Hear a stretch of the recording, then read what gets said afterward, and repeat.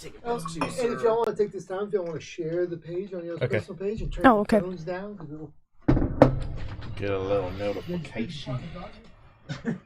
We need to go check on your mom or anything? She okay? No, she's fine.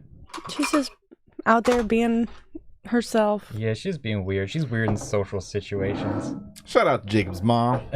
Hanging tight. She's everybody's mom. She's comedy mom, She actually. is, yeah, we do call her comedy. Oh, mom. that's right. I remember hearing about the cigarettes story. Yeah. Yeah. She takes care of everybody. She's the favorite my favorite mom for sure. What I told all the road comics is any cigarette you need, comedy mom can get it for you.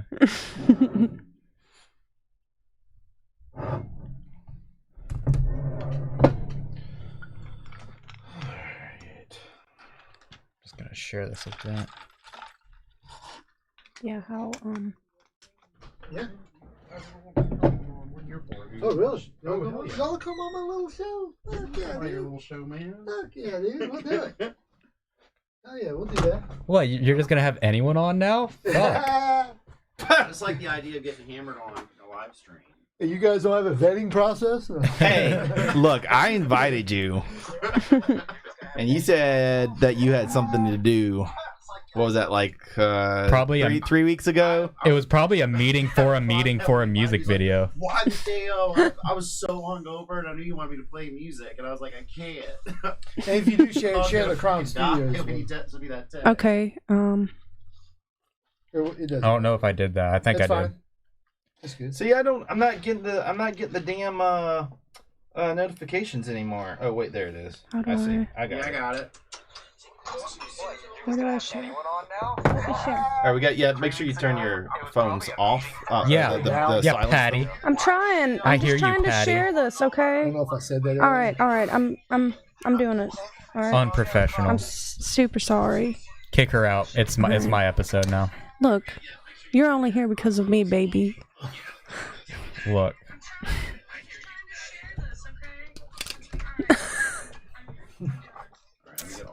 God damn it, Zach. Yeah, now Zach's doing it. I know. Do you guys just walk around with your media on? You're trying like full blast? It wasn't on. So you just scroll through shit and you get fucked in the face by a Facebook ad? Like that's what you like to do with your life? See, now he's loud. I'm not boomering you, dude. I'm the only Gen Z in this room. I know that's what I mean by boomering. You know, Oh, that's right. He's Gen Z. Yeah. He's I'm Gen Z. I'm elder Gen Z. I'm the first year of Gen Z. But it'd be nice to him. He's going to be controlling your computer in about 10 years. Yeah. He's gonna see all that porn that you All that porn. He grew up playing with an iPad.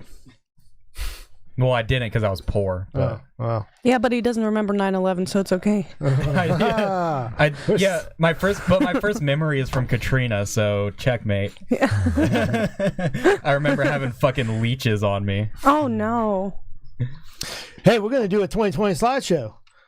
You ready to roll that? Let's roll that, dude. You want to roll that now? Been a, Roll that beautiful been a bean crazy year. Yeah, It's look been at a that. crazy roll year. your beautiful bean footage. footage. Oh fuck yeah.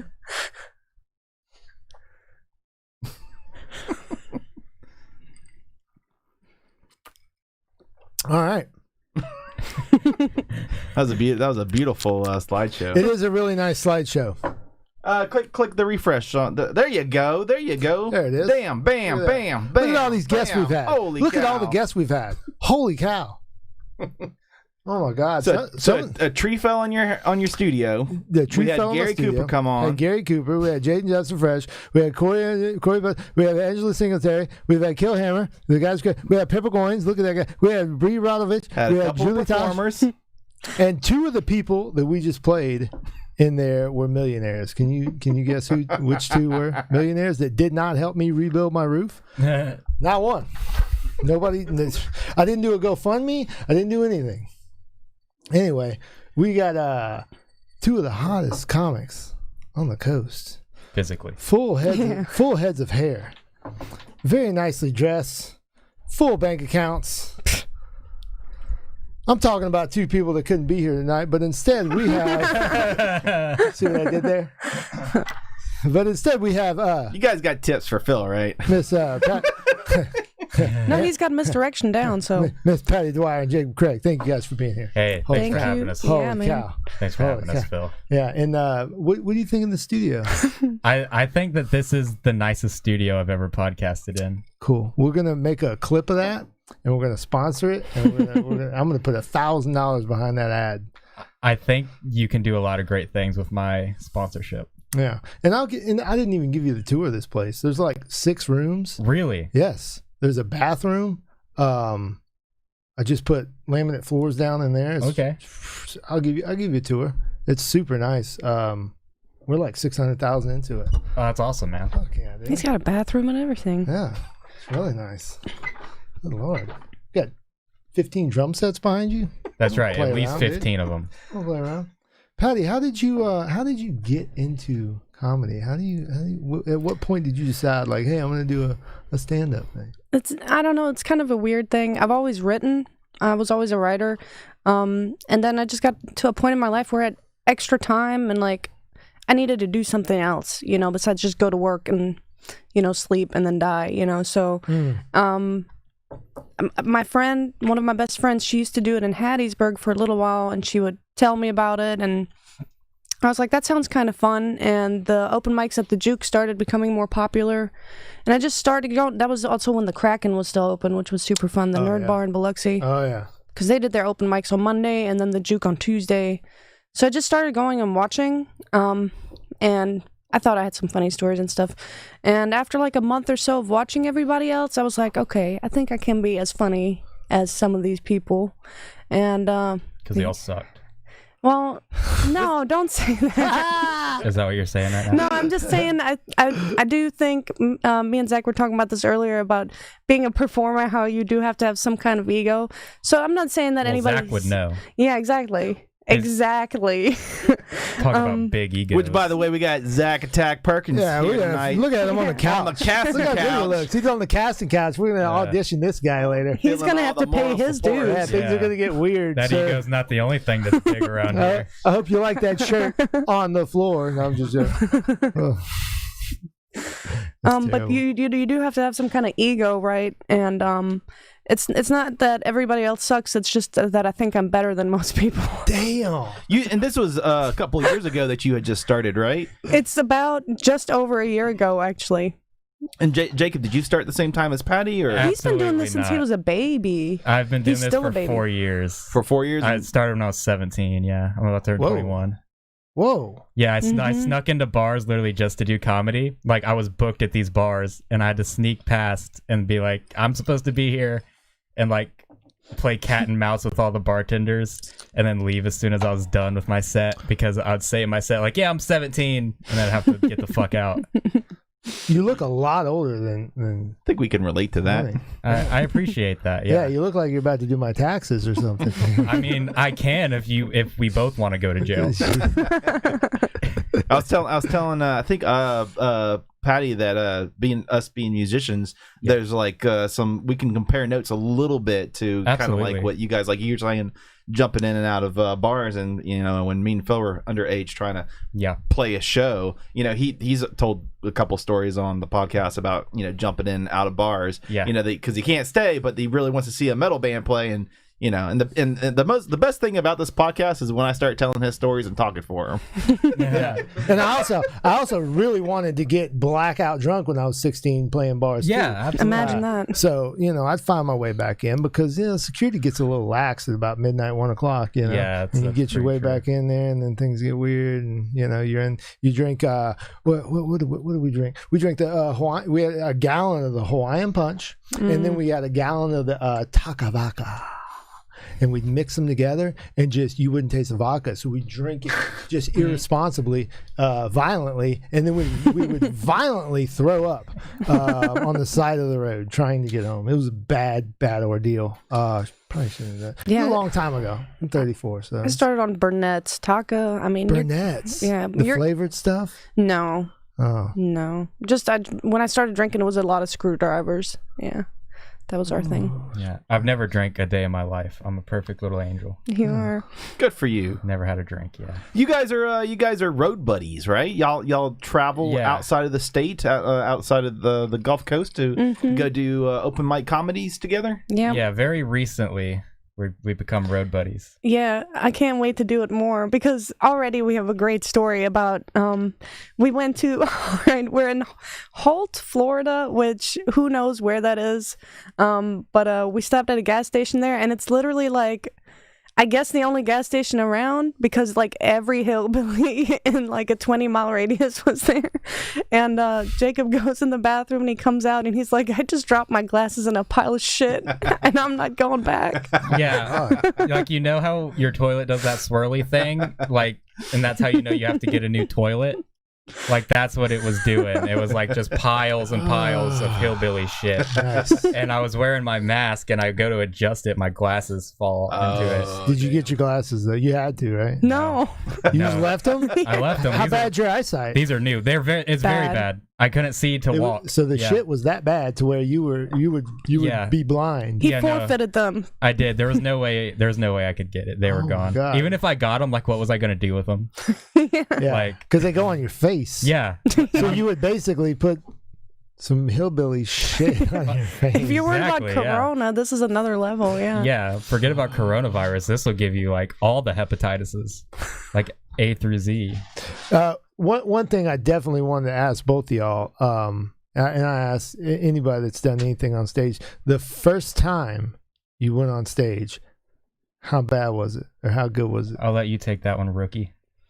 Well, the first time I got on stage, it was at the Juke, and I had for like 5 minutes planned out.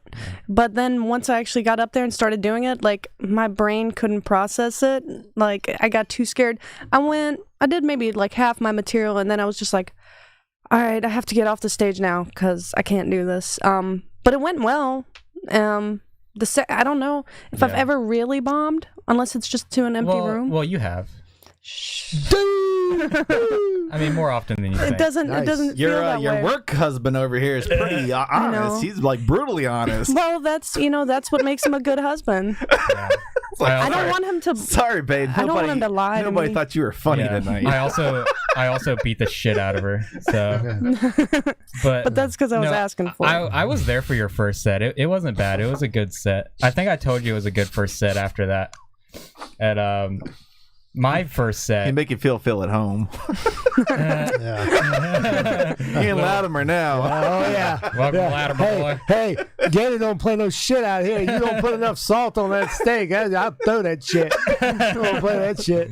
Better start frying them eggs. Latimer law. Tired of eating sloppy, slimy eggs. Anyway, go ahead. I'm sorry. It's okay. My first set. You weren't there for my first set. Jason Robbins. He also had his first set the same night that I had my first set, but he was like 45 already. So, that's not really. How did he do? He did fucking horribly, dude. He did so bad. Thank you for being honest. Yeah, I thought he was like the worst comic I'd ever seen in my entire life.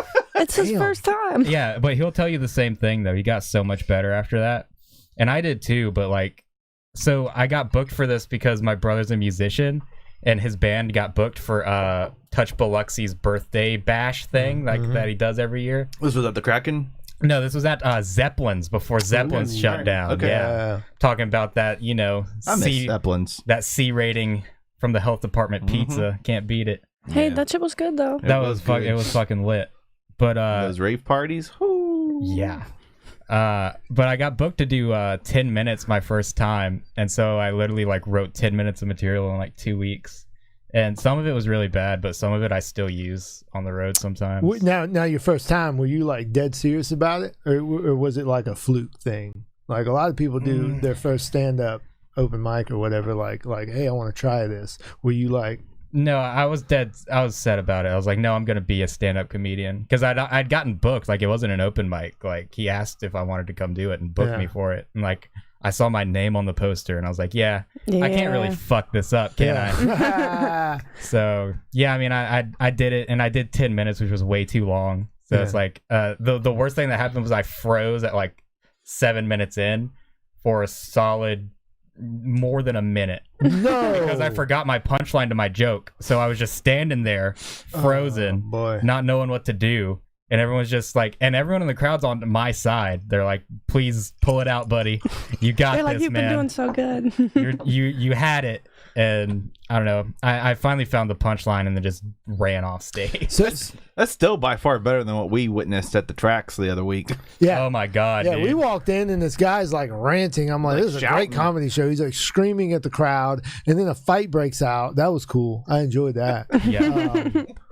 And he's like insulting the crowd, like he's like, "You motherfucker, your face looks like old bacon." And the guy's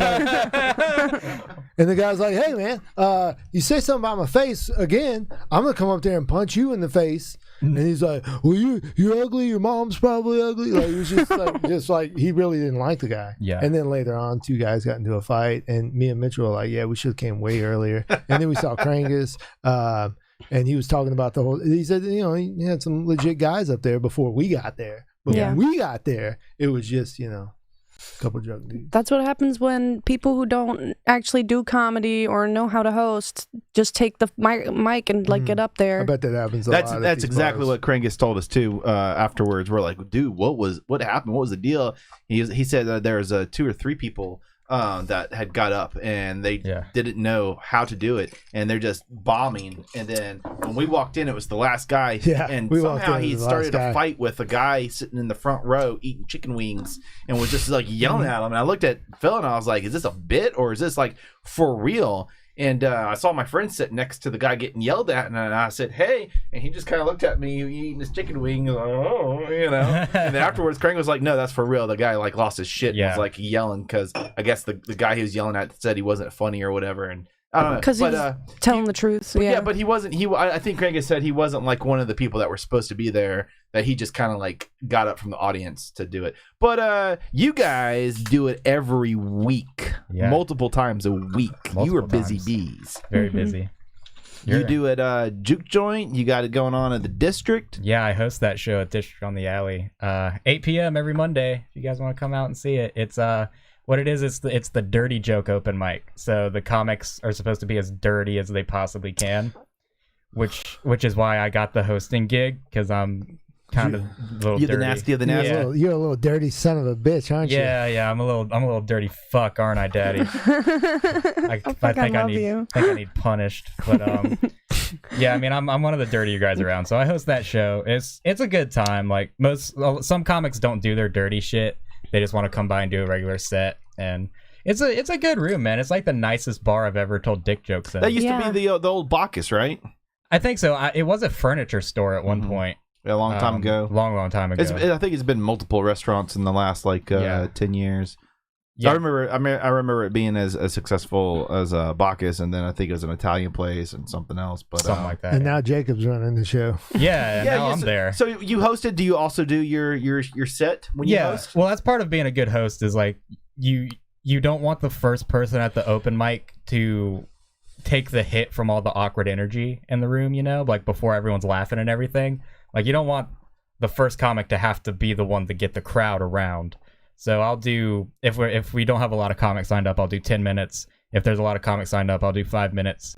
And as a host, you're going to bomb most of the time because, you know, no one's ready to laugh yet. Like, it's like starting a cold engine, right? Yeah. So as the host, you take that hit and then you just try to keep the energy up and keep the energy up when you bring other people up. And then that's how people do good at comedy shows, at least open mics, because you have to have a good host that knows how to get that engine started and get everyone laughing and keep the energy up between people. Is it the same set every week for you? No, You change it up? Yeah, with it being just dirty jokes, I have like a good 15 minutes I can choose from, or maybe 20, something like that. But I try to change it up as much as I can to not get monotonous, because there are a lot of people that come every single week, and I don't want to tell them the same jokes over and over again. It's been a good mix though there, I feel like. Yeah. And it's been getting bigger. Like the roast battle, when we went and did that, I was not expecting to walk in there, and it was just packed out. It was crazy in there. Yeah, we did the second annual Gulf Coast Comedy Roast Battle there. That's something that I book and put on every year. And it went over really well. There was like 90 people in there or something, like some bullshit like that. Roasting's hot. That's really good. Roasting's hot. Roasting's right now. very hot. Yeah. It was a lot it. of fun. It was. I got my ass handed to me, but it was a lot of fun. You did, yeah. I did. You kind of fucking sucked up there. It was really embarrassing. What was the like roughest joke you received? Well, I love them all because my best friend roasted me, so she has like all the dirt. She really knows me and all the bullshit I've done. So she had a lot of really good ones, like, oh, I can't believe they let you out this late. I thought the halfway house closed at 7 and shit like that. And it was beautiful, really. Like, I couldn't stop laughing at her jokes about me. I was proud of her. Zach Perkins was also in that roast battle. He got to really? He got to the semifinals. Yeah. And he's like a rookie comic. He's been doing like what, 4 months, something like that. Not a long time. Not a long time like at all. 2 months, bro. Yeah, not long enough to be good at all. And But he's funny. he is funny. He's He funny made it as to the shit. he made it to I the mean, fucking look at the semifinals, shape of man. his head. I mean, I know. Look at- Very square. yeah. but Patty, you host at Marley's. Was that Tuesdays, Sunday. Sundays? Yeah, usually Sundays. Not today because that last week that was our last show for the year. We'll be back on the 3rd, I think. But it's a live stream. We do have room in there for people. Like, we could probably fit 10 to 15 people in there. Nobody, it's like, it's a record store, not a bar, so it's just not the same. But Marley is really cool. He's a really sweet guy. He was just interested in stand-up. He loves it. He actually told a story last week about how he met Bill Cosby when he was a kid, and Bill Cosby like brought him on stage at the Bow and everything. He was like 10. I'm glad you said that. Okay. Yeah. No, this was a long time ago. And then he took him back to his room after the show, and then I thought you were gonna say brought him to get a drink or something. You know what I mean? I don't think he's Is that as too soon? tight. Is that too soon? Yeah. What do y'all think about like the live stream stuff? Because I know comics don't like live streams because basically you're throwing your jokes in the trash, right? Well, it's rough. Yeah, like with me hosting, like lately I've been trying to do more of like just random things that pop up throughout the week instead of doing my like bits. But like also I don't have that much material yet, so I don't know, I'm gonna keep writing. But it is really strange to play to an empty room. Mm-hmm. You don't know how people are reacting. Someone could be laughing their ass off at home and I would never know it. Right. So it's just like, stand up. Part of the reason I love to do it is like, part of it is the relationship you have with the crowd. That's like the biggest part of doing stand-up. It's critical. So it's so frustrating not to be able to have those people in front of you. But it's it's cool that you can still do stuff like this with the pandemic and everything. I was gonna say earlier, like when you're talking, Jacob, I was gonna say, for me and Phil as musicians, we can sit and play to an empty room and you still get fulfilled from it, or sit from a camera and play on a live stream and you're still playing to an audience of whoever watches. But like when we were talking about like kind of throwing around the idea of like doing your live bits in here, and you were saying how important it was to have an audience present. Without the audience, there's nothing for you to bounce off. There's no energy for you to eat up. Even a joke that's really good, when someone's watching that and there's no response, even if it's good and you would usually laugh if you were in the room, it just sounds flat and you're like, I don't know, is that really even funny? It's just not the same. Yeah. Zoom shows are like the hand jobs of comedy, basically. Yeah. Like, That's great. It's not a great hand job. It's still comedy, but it would be better if But I there never was get people off, there. dude. Yeah. It's like a hand job from a construction worker. Yeah, something like that. It's very rough, callous. I only do Zoom shows now if I'm getting paid, man, because it's not worth it. Like the last Zoom show I did, this guy hit me up who is based in the UK, and he was like, "Hey, do you want to come headline this Zoom show I do?" I was like, "Fuck yeah, I want to headline a show that's all the way in the UK. That's dope as fuck." Right. And so I go and do it, and I have a meeting with the guy before. I was like, "Hey, like, how dirty can I be? Like, I like dirtier material and everything." He's like, "Oh, I love that shit, man. You should be as dirty as you want to be." And then I'd start doing the show, and you don't know how anything's landing. So like, if I'm doing a show in person and my jokes aren't landing, I'm gonna shift to totally new jokes to try to get people to laugh. But you don't have that option in live stream. Yeah. So I do my set, and then I look at the Facebook comments, and I got called a twat. and I don't know what I did, guys. I guess they hated my fucking jokes so much. Well, that's them UKers, you know. I know. What are you gonna do with those people? You know what I'm saying? I think we should bomb them. I don't think they're ready. They're too busy drinking hot tea and eating biscuits, you know, or whatever they do over there. Crumpets. Crumpets. It's just... So this is kind of like a question for both of you guys. Working up your bits, working up your time. Like, do you like from what I've heard of listening to you talk on your podcast, it's pretty easy for you to work up your time. For me personally, yeah. But for Patty, is it as easy for you to get like 5 or 10 minutes like it is for Jacob? If I actually sit down and like work on it, it's not that hard now. Like, after doing this for a while, sometimes something will just come to me and I will immediately know if it's funny or not, which is cool, just to be like sitting there laughing at yourself because you just like thought of something hilarious.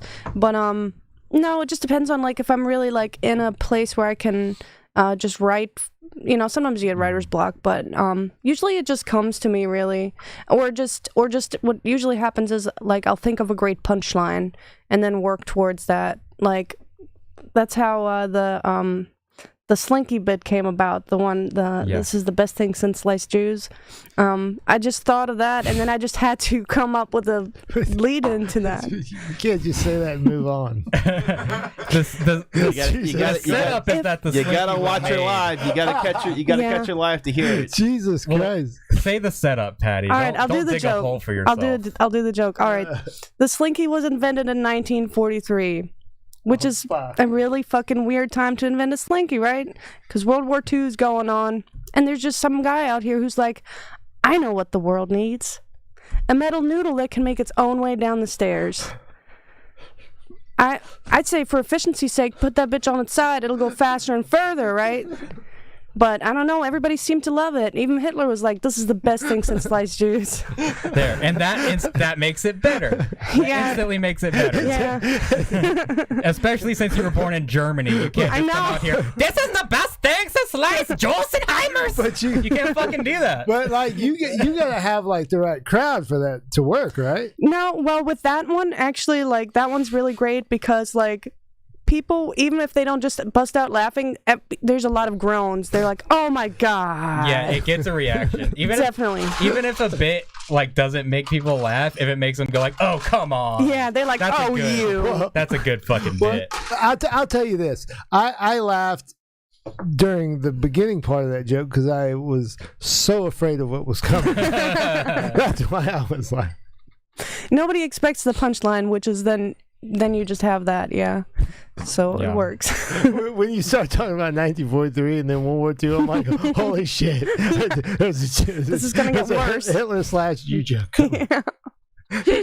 Does it take you a while to refine to get it to where you want it? Yeah, I mean, as you do that's why doing as many open mics as possible is the way to go, because every week, like, you'll just think of another tagline, or you will just like ad-lib some shit like you're doing a bit, and then when you're in the moment with the crowd and you try to stay with that energy, if a joke's going really well, you know, you throw in a little tagline here, and you just build on it. So it's hard to tell when a joke's done because you can always add more concentrated humor here and there, but like for almost all of my jokes, I feel like I could still expound upon them and add things. Like it's always you're always working on the material. It's kind of like one of my favorite things is watching videos of like the older comics and seeing like the joke in a different variation before it fully gets refined and to the point where they get on Comedy Central and finally do it, and it's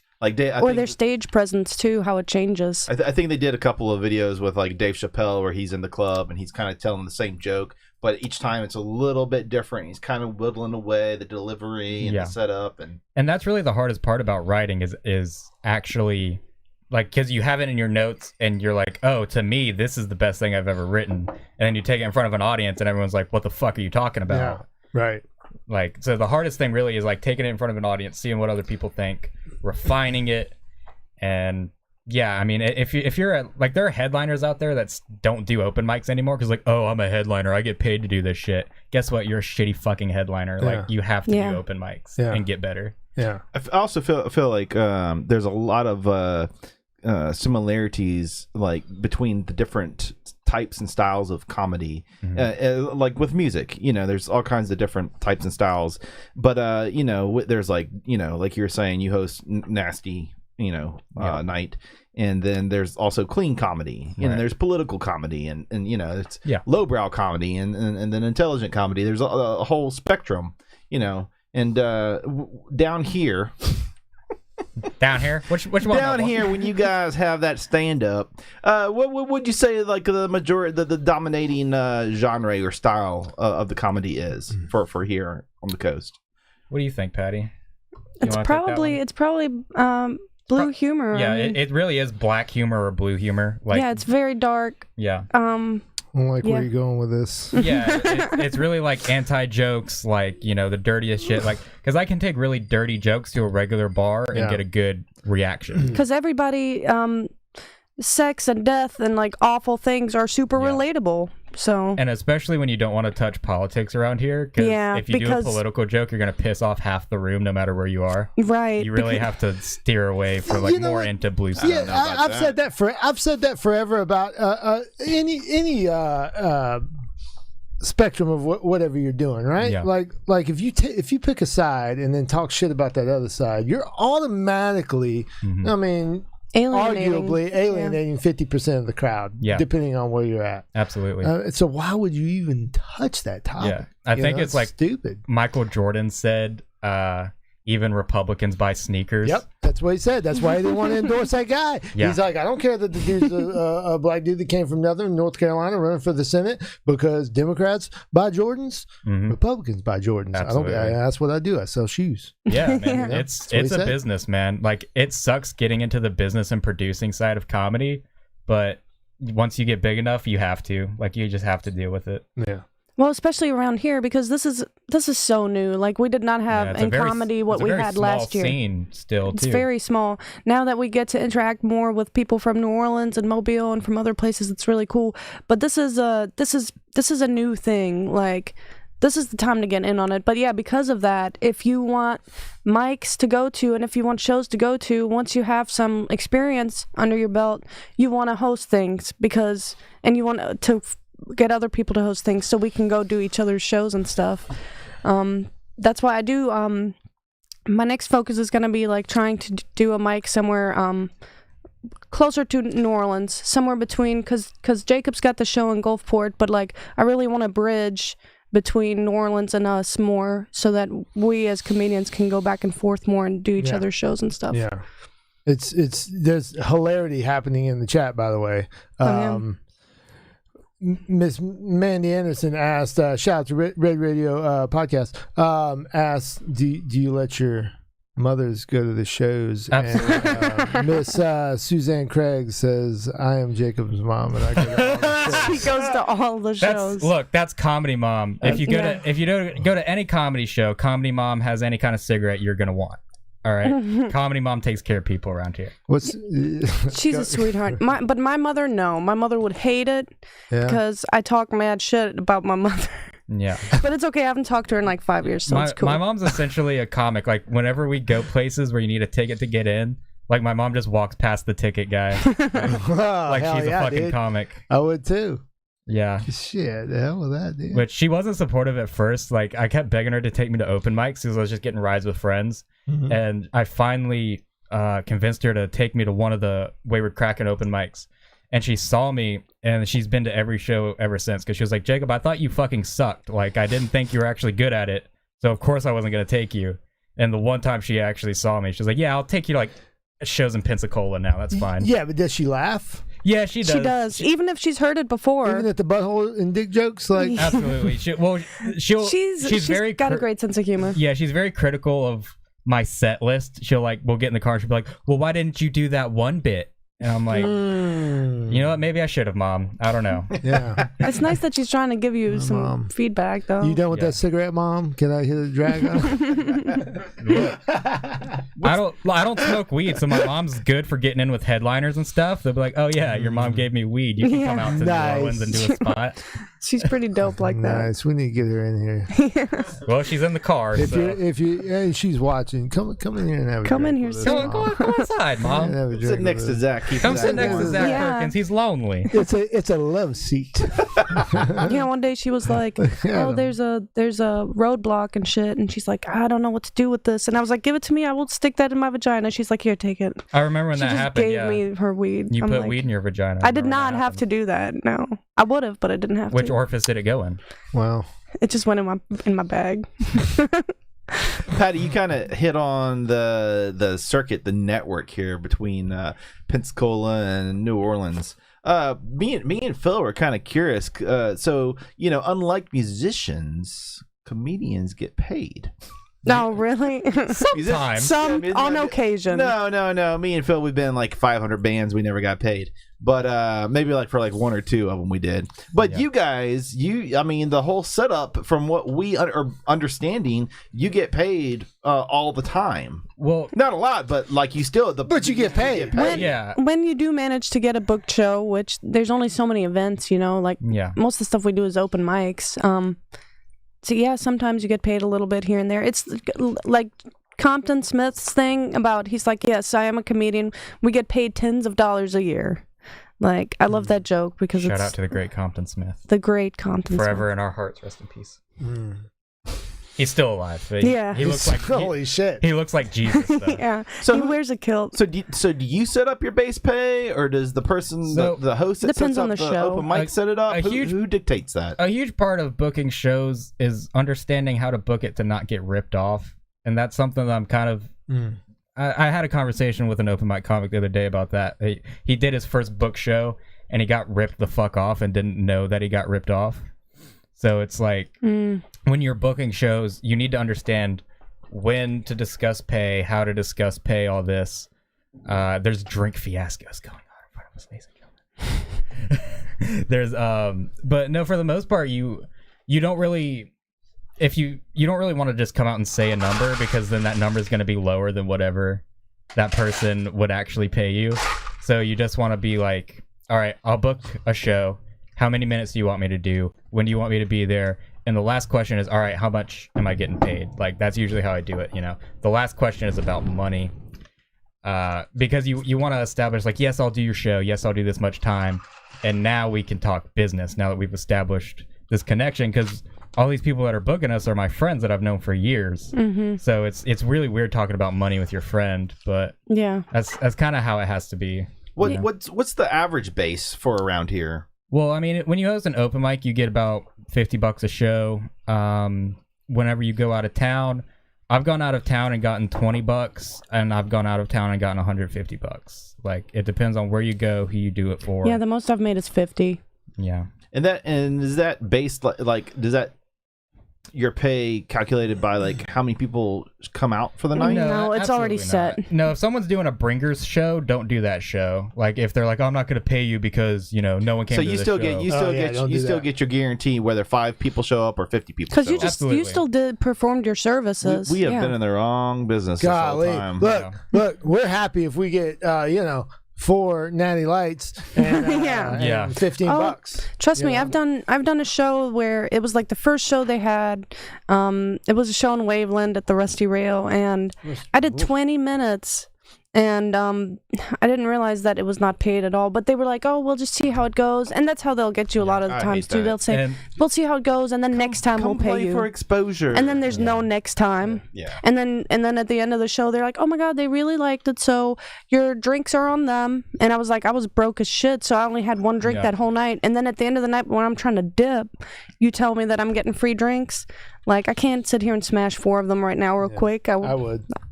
I know, but I had a music video to get to. Yeah. We were shooting Dalton's music video that day. Oh, for the Yeah.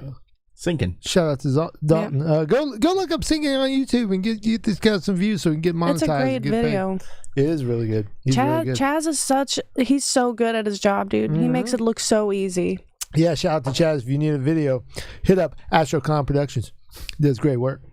So you have a somewhat of a circuit down here, right? Where you could pretty much do an open mic every night between New Orleans and Pensacola, Panama City. Maybe before the pandemic, you could. Now, I mean, you can do one maybe like once. There's at least, I mean, there's my live stream. I don't know everywhere else, but there's the Sunday live stream. There's Nasty at 8 at that Jacob hosts, and Nasty then there's at 9 at 8 o'clock. Yeah, Nasty at 9 at 8, and then Juke joined on Tuesday. Wednesday we did used to have a show. We did a little comedy competition at the Mermaid, but we're trying to find something else for that night. And Thursdays, sometimes I'll go out to Mobile, because they have a open mic at the Alabama Music Box there. And then I know Fridays, if you were to go to New Orleans, AJ Bell. Yeah, Ugly Dog. Yeah, Ugly Dog Saloon or something like that. Yeah, Friday nights they have an open mic there. And but usually Friday and Saturdays are like dedicated more to like booked shows instead of open mics.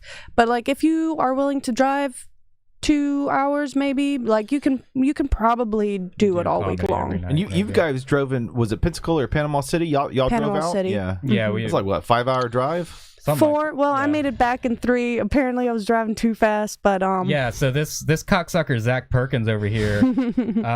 So I headlined this show and I brought Patty with me because I was like, Patty, you're funny. I love you. I want you to be my feature. That's what she said about you when we asked her to come on the podcast. Yeah. I love you so much. Hold my hand. And I was like, yeah, I'll take you out to Panama City with me. And we do the show and it's great. We're all bumfuck tired, so we decided to stay in the Comped hotel room that I got. Everybody, you're welcome. And Compton got. But I was the headliner. You did the sweet talking. Yeah. I did do the sweet talking with my lips. And everybody see that they're actually holding hands. We Yeah, were. we We were that whole time. Hilarious to me.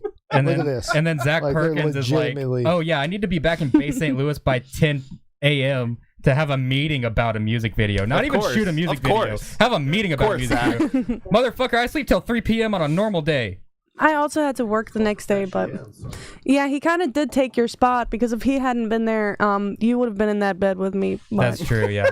I tried to make room And what for happens? you. Patty never What goes happens in cold. Panama She's always got stays in somebody to keep her Panama. warm. Got it, dude. I was trying to make room for Hey. him. Yeah, So I just stayed up in a chair all he night. just sat in the fucking chair. I'm like, get in bed, dude. Because our other friends. in that car. One job. Did he sleep on top of the covers and you slept under the covers? So there was no. Well, they were sleeping in the same wasn't bed worried. together. What? Yeah, and Yeah. then How many people? there was another bed. There were 5 there was people in 5 one people room. Oh my God!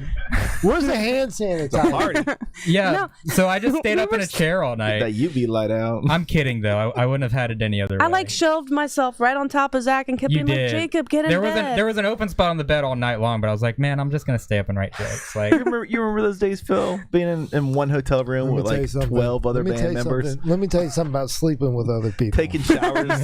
It took like The 6 hours for expert everybody to take a speaks. Yeah, shower. it was a big problem for us because we had like 15. How many? I don't know how many people we had. We had like 8, 9, 10 people, something like that. Is that fair? And It was like 12. yeah, and everybody pitched in $2. You get you a Motel 6, Yeah. right? yeah. And you try to take a shower. Like you have limited time because you got to go to the next town. And then that what happens when 15 people take a shower?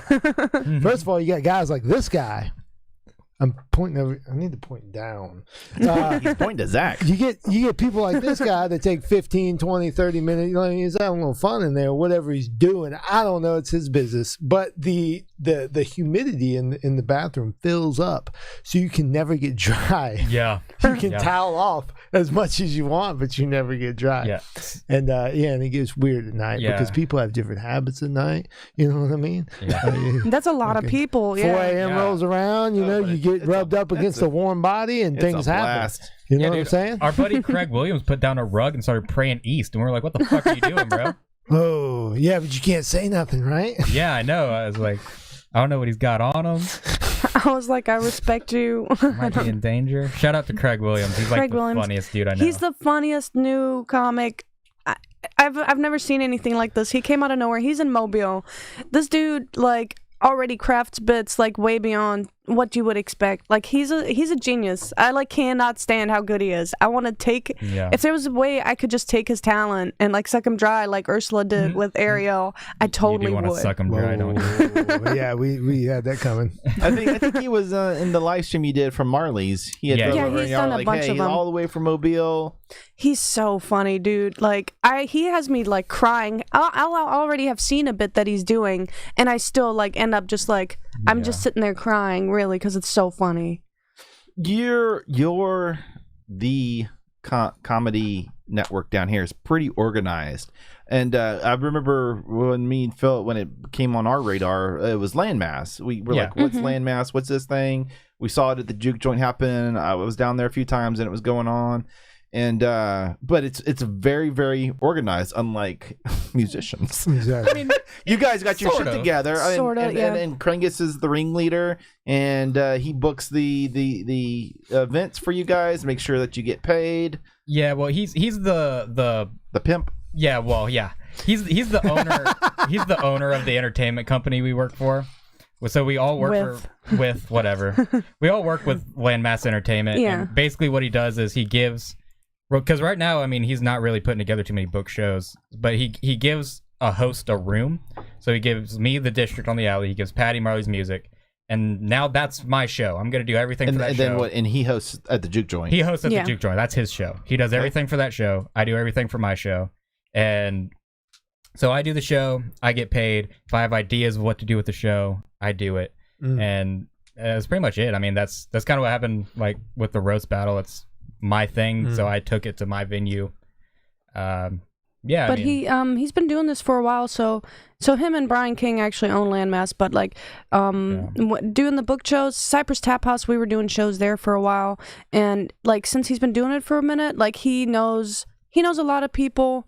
Are you still doing it at Cypress? No, I don't think so. I think that it was just because of the end of the year and because they do events and stuff. Yeah. It's like right down the street from my house. I've tried to get Phil to come out a couple times. Yeah, it's a nice little spot. Yeah. And they have great beer on tap. They got a stage. They have a stage built in there. Yeah, they do. Yeah, So I went and saw one comedy show there, and it was really good. I think it was Aisha.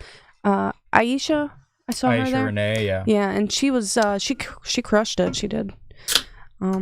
Yeah, I was on the show that they had there before that. I rolled up and did a guest spot because my buddy Jason Robbins was the one that was hosting that show. So he let me just come do 5 minutes, and it was a hot crowd, man. Like even though everyone that was in there was like over 60 in polo shirts and shorts, like it was really weird, but they're super receptive there. Yeah. Yeah. Are there any other spots other than like the Juke Joint in the district that someone would go to catch an open mic, like on the coast?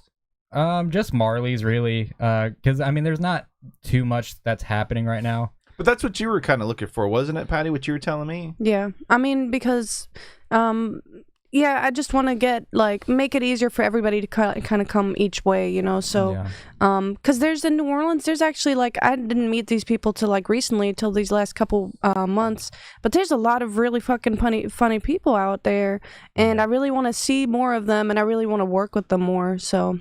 I would also like to go down there and book a show at a venue, because I know Zach knows some people out there and he knows some people that have a place. So maybe we'll be able to put something on there and bring some people from up here and bring them down there, and then take some of the people I know that do stuff in New Orleans and kind of come together and make some shit happen. So last week I was messaging you about Joseph, I forget his Simpson. Yeah, doing our creative space and Gulfport, which is basically an event center where they can hold workshops. Mm-hmm. And I know I was making the joke about bands, but on a serious pitch, I have always wanted to see a show where a band plays and then a comic takes over while the bands switch out sets, switch out equipment. A band plays and then a comic. That's band a cool plays idea. and then a comic. And I don't know if that would be the place to do it, but I would love to see that happen somewhere. The thing about doing that is because, like Jacob said, when you're hosting, you're warming up the crowd. So then when you have music and then you have a comedian, I don't know. I don't have any experience with it. I've never run anything like that. But it's just kind of when people are already ready to laugh, and then you would do music, and then the energy will change. You know. Yeah. Well, anytime I've done a show like that, as similar in music and comedy are, it's totally different things still. So there's a totally different crowd that wants to see music and a totally different crowd that wants to see comedy. So whenever I've done shows where I'll open for a band, it's actually gone over really well.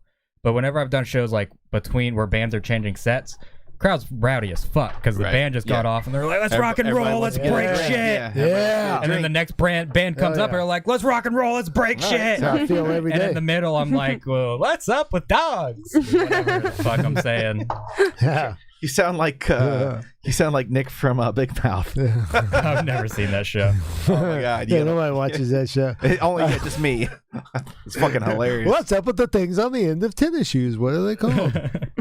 Yeah, but I mean, but that is a good exercise for comedians. It's an idea, but what Yeah. you're saying, I completely understand because everybody wants to get a drink at that point. Yeah, but, Like, but the thing about being a comic is you have to harness chaos.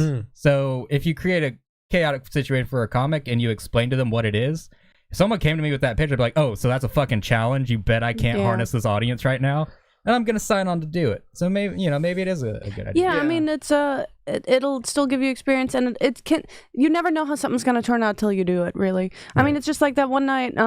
We were at the district, and Jacob was like, hey, everybody get shots, like in the middle of an open mic, and like I was like, oh fuck, I'm going up next. So like the whole bar just stops and like goes to the bar, and everybody's getting shots and stuff, and I was like, oh my god, the energy's all like, everybody's like, fuck this, we're getting drunk. That's a whole nother thing, is you basically have to do what the owner of the bar says if you want a show next week. And the owner of the bar told me, hey, let's do like half off shots right now in the middle of this show.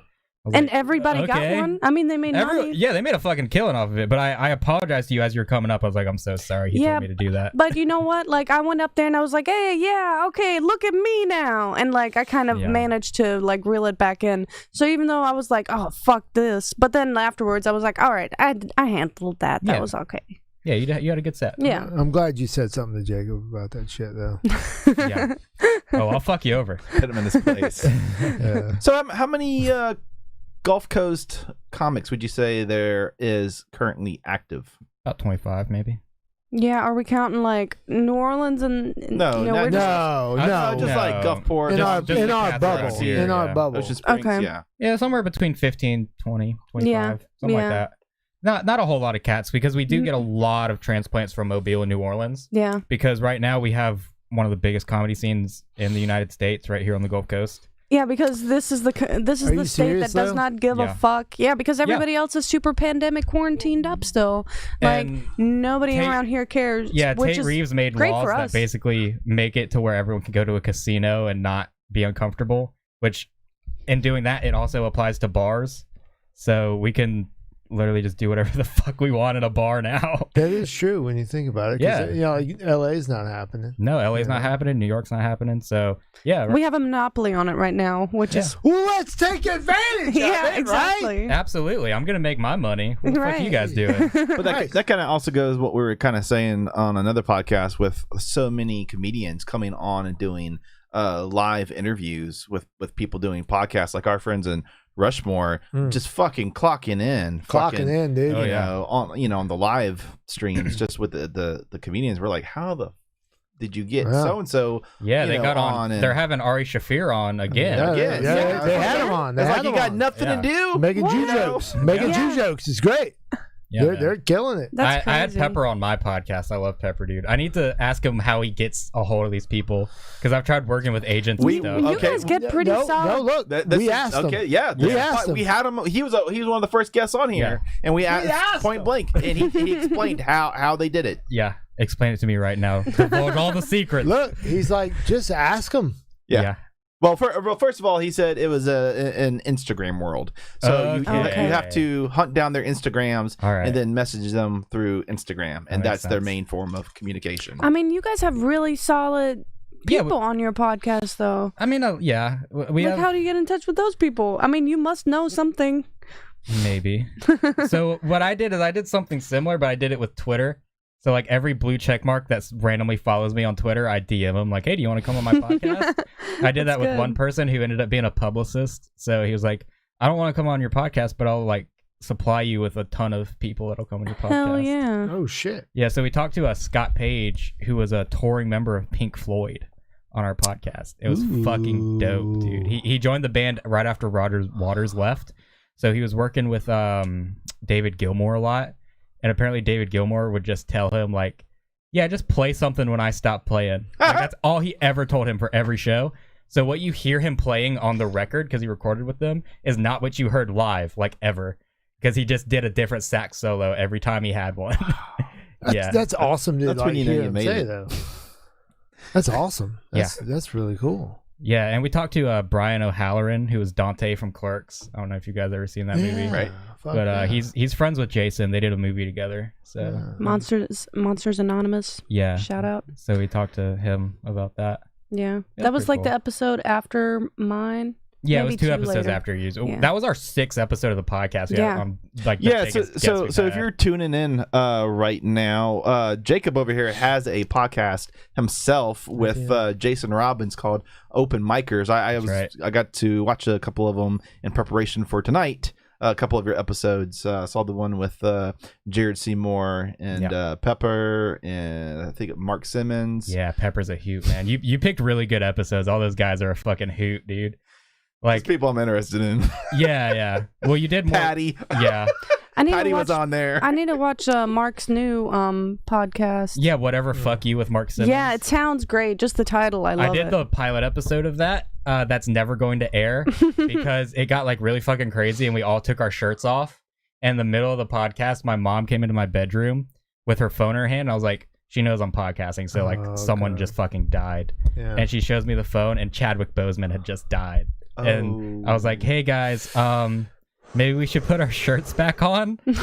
Chadwick Boseman just died, so this is never gonna see the light of day. This was the 0.5 episode that you referred to. Yeah, this was episode 0. So I wanted to ask you, was that started by Jason and then he brought you in? No, that's what everyone thinks because he's like 65 years old. But... because I thought it was because his camera looks better. Yeah, I legit just use a fucking shitty HP webcam. But I really am the ideas guy. Like I had the idea for the podcast for like hey buddy, me and you, we got the same job. Yeah, we do pretty much. But I had the idea for about a year, and it was my idea that I came up with. I was like, yeah, I want a podcast where we talk to open mic comedians. And Jason overheard me talking about it, and he was like, "Yeah, I love podcasts. I love to do a podcast." Blah blah. And so that's when we started our friendship. Was he, overheard me talking about podcasts, and then like we became friends, and it took a whole ass pandemic for us to actually fucking do it.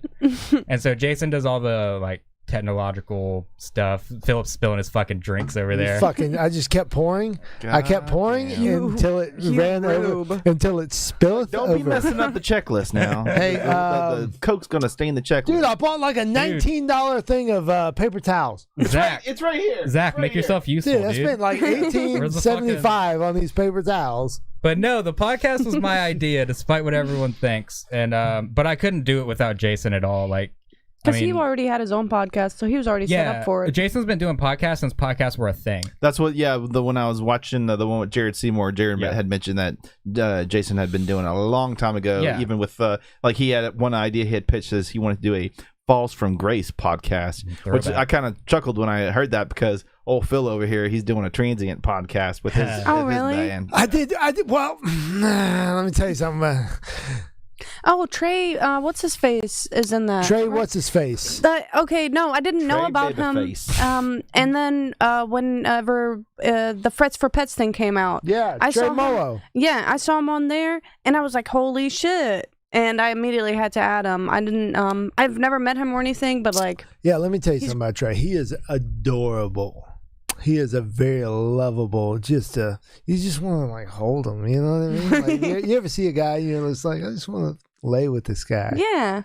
Zach's seen the guys like that. I've been there. Yeah, he's been there. Everybody, you know what I mean? I've been there with Zach.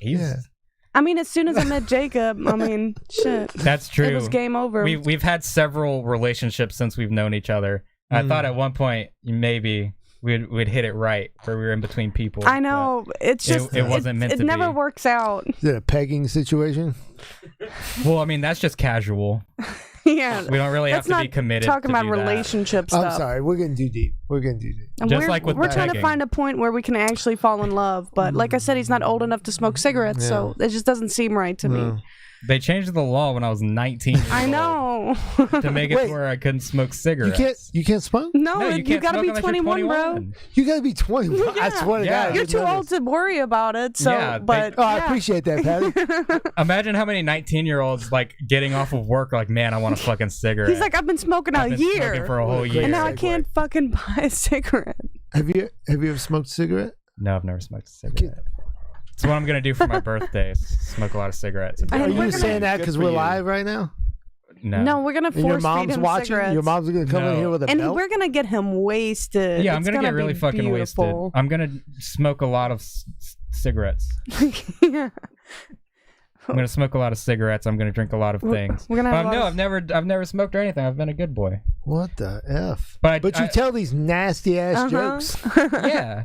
Well, I find that like the people that tell the nastiest jokes are actually the nicest people, and like people that do clean Aren't they, comedy, like Bill Cosby and Jerry Seinfeld, are fucking pieces of shit. Am I right? Do Have you you ever think Jerry noticed that? Seinfeld is a piece of shit? He's a piece of fucking. He's- garbage, Why is he a he's dude. piece of pretty shit? Can we douchey. elaborate on that? Yeah. He is a little douchey. He's a fucking douchebag. He is kind of mean We to had this people. conversation in the car the other day, I think. So his new special that just came out, he's doing all these shitty hack jokes about being relatable to other normal people that he's been doing for fucking years, while there's literally a glare coming off of his fucking diamond Rolex wristwatch. And I'm like, dude, you're not like Right? me. Right? Don't He try to doesn't- relate he can't- to me. Look, like, yeah, dude. Am I right, dude? He can't relate to what's going on Exactly. in Latimer, Mississippi, in $1 million studio. What my life is like, interviewing people. Interviewing. I'm interviewing top level comics, dude. Like he don't know what my life is like. He can't relate to me. He's Absolutely. like, how much is his house worth or his apartment in New yeah. York or whatever? it is? Millions. Which man. one of his houses? Yeah. Did you see the interview with a guy, the paparazzi guy, came up to him and he's on his bike. He's like, "Hey Jay, riding your bike today?" He's like, "That's the best you fucking got." And he like berated him and made him Yeah. feel like shit. And the guy probably quit and had Yeah, he's a piece of started shit. a man. habit. He fucking like there are videos of him going off on Larry King, like Larry King. Yes. Like before, like he asked him a question. It's like, okay, so Jerry, like, did you leave Seinfeld or did you get canceled? Yeah. He's like, what do you mean did I get canceled? I'm the number one show. Canceled. 20 million viewers. Yeah. It's like you have to be a piece of shit. to And go you off on felt- Larry I King, didn't know man. you felt so strongly. I like Jerry Dude, Seinfeld. Man, he struck a nerve, dude, because I've been seeing Jerry Seinfeld just have people eat shit in front of him for so long, and it bothers me. Yeah. People like Jerry Seinfeld, like be grateful to the people that like you and support you. Yeah, because they Exactly. made you. Yes, Yeah. they made him a Yeah. lot of money. Yeah. Exactly. A lot of money. Jerry Seinfeld wouldn't have shit if it wasn't for the people that liked Jerry Seinfeld. Right. That's why, and they're on the other end. There are people like Doug Stanhope or like Gilbert Gottfried Yes. who say these really fucked up jokes, and then they get off stage and they'll shake everyone's hand and be like, "Hey, thanks for coming to the show. Nice Yeah. to meet you." Blah, blah, blah. Yeah. They're the nicest fucking people. They're workhorses. They love the craft. They love the art. Absolutely. It's like metal musicians, Exactly, dude. Every metal musician I've ever met has been a fucking Like a Dude, Bill. angel. Nobody appreciates me, but I'm the night. Look, let me tell you something. If you're in my circle, I'll pay your rent, dude. Like, you know what I Oh mean? shit! All right, I'm getting in on this. I'm just kidding. But seriously, but seriously, I'm not. Yeah. I would, you know what I mean? Like, if you're in my circle, like, if you're in trouble, I got you. You want whatever you need. If someone Right. comes up to me, like, I'm sorry, I'm getting excited. We'll back up. I didn't know. I'm gonna bring I you didn't know Seinfeld was such a trigger for you. dude, like the whole Seinfeld thing, because there's so many variables with Kramer and everything that happened with him. Which he defended him Variables. as soon as it happened. He So started remember when he went defending on the whatever talk show he went on, and Yeah. he addressed that, Because and Laugh Factory. and they brought Kramer on him. Yeah. on a video. David Letterman to apologize. There you go, to apologize. But Kramer is such a natural comic Yeah. that when he was talking, he does the shaking thing. The crowd was laughing. Do you remember Yeah, this? yeah, I do And remember. then he said, and Jerry Seinfeld interjected and said, "Stop laughing. It's not funny." And just killed the vibe in the room. He's like, Yeah. "Stop laughing. The guy's trying to make a thing." Yeah. And from that day on, I hated Jerry Seinfeld. And I'm like, the people know Kramer as a hilarious dude. Like he is absolutely funny. He had one bad moment. Yeah. Bad moment. I don't know if that moment was that small though, man. Maybe it was like that. Yeah. Maybe it was like this. That I was a don't big bad moment. know. That was a big bad moment. There's no road back after that bad moment. Yeah, that's pretty rough. Louis C.K. jerked off on his Look- chest and he's back. All right. Yeah, it's exactly But like here's how the did thing. CK come back? But you know, Because all he did was jerk off on his chest. He's not I exactly. do that He's every not night. even. What are you He's talking not even about? like super back yet. Like, I mean, he did do that tour last year or whatever, which I went to the show and it was great. Even though he shit on local comics because he was like, "Yeah, I didn't ask any local comedians to open for me. I brought people from Yeah, New York." That and is I'm like, pretty shitty. it was pretty shitty because I know besides me, there was a bunch of other local comedians in there. Yeah, I saw in the Thomas. audience. I saw Thomas in the lobby afterwards, and I was Yeah. like, "That shit do be hurting our feelings." Like, Yeah, meanwhile, we out you. if you let the best local comic that you go in the town you go to open for you, that makes their whole fucking career. Exactly. Makes their whole fucking career. I mean, But I understand why you would want to do that because if I'm coming up with somebody and then I get to go on tour, I would love to bring one of the people that's my buddies that like we made it together, you know, like so I understand, but also like Yeah. you've been made it, like let us have some, you know? you done been. Right. You done been there. Yeah, and we're still coming to your show even though all that shit. And I know it's controversial, but whenever I tell people because yeah, I'm a woman, I'm pro woman and all that shit, but Boo. Louis C.K. is my favorite, outside. and I'm just saying, like sometimes there's a gray area, you know, like Yeah. sometimes we put ourselves in situations where it's like, whose fault is this really? How serious is this? He didn't rape he anybody. did do that. Right. He did didn't do a rape joke at the show, and he was like, "Look, if you ever ask a woman if you can masturbate in front of her, and she says yes, ask her, are you sure? And then if she still says yes, still don't fucking do it." Yeah. So he learned his lesson. He learned his lesson. And I'm like, I wish Louis C.K. would masturbate in front of me. Right? That's how you get to open for him. Yeah, Mitchell was saying that the other night. you I'll know? take it, dude. Yeah, shout out to Theo Vaughn though for having locals at his shows Hell because yeah. he did a show. Does he really do that? Yeah, I he had a didn't know show here that. at the casino. I forgot which one. Beau Rivage, yeah. Yeah, he did that show, and the guys opening for him were from New Orleans, so not exactly local, but I'm sure it was. Do you know who? You know, Well, he's from New Orleans, too.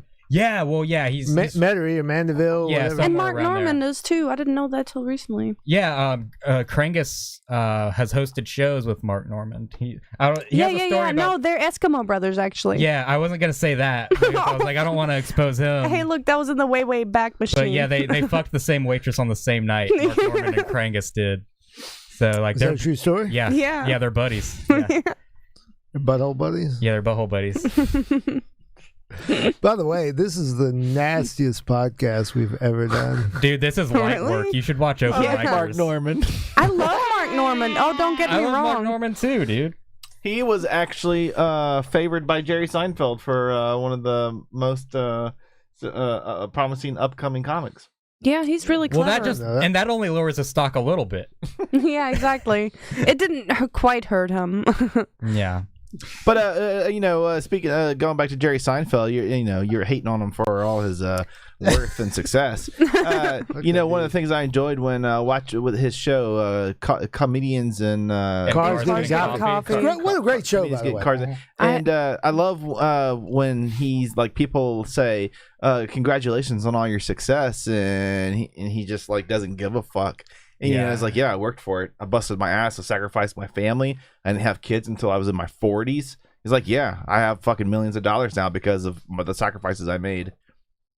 Those are the bits Yeah. I love So from humble. his shows. Sorry, I disagree. know, right? I disagree. So does the mill worker. So does the plumber. Yeah, Exactly. You know what I Everybody mean? puts their But they time don't in. get $20 million. You make He it didn't sound work harder like than them. he owes them something. He doesn't owe them anything. Yeah, he he does. has no fucking. There's Yeah, he no, does. He has no Yeah. fucking He's reason way to relate to overpaid. them whatsoever. He's way overpaid. They're not even in the Yes. same fucking I'm plane. gonna tell you this. I'm gonna go to my grave with zero success, working much harder than Jerry Seinfeld Right. ever worked in his goddamn Right. life. That's what I'm saying. That's the point, right? But also then you do take that like the ego from it where you're like, yeah, I am doing the fucking thing and nobody else is doing it. That's why I'm like, look, me and Jacob are killing it, okay? I think also you can't compare like how Seinfeld and the comics from Saturday Night Live come up versus now, because There's no right way to do it at all. No, there is no there path. was kind of a system, a Yeah. loose system, in place where they could come from Chicago and audition, in New York and LA to get on shows.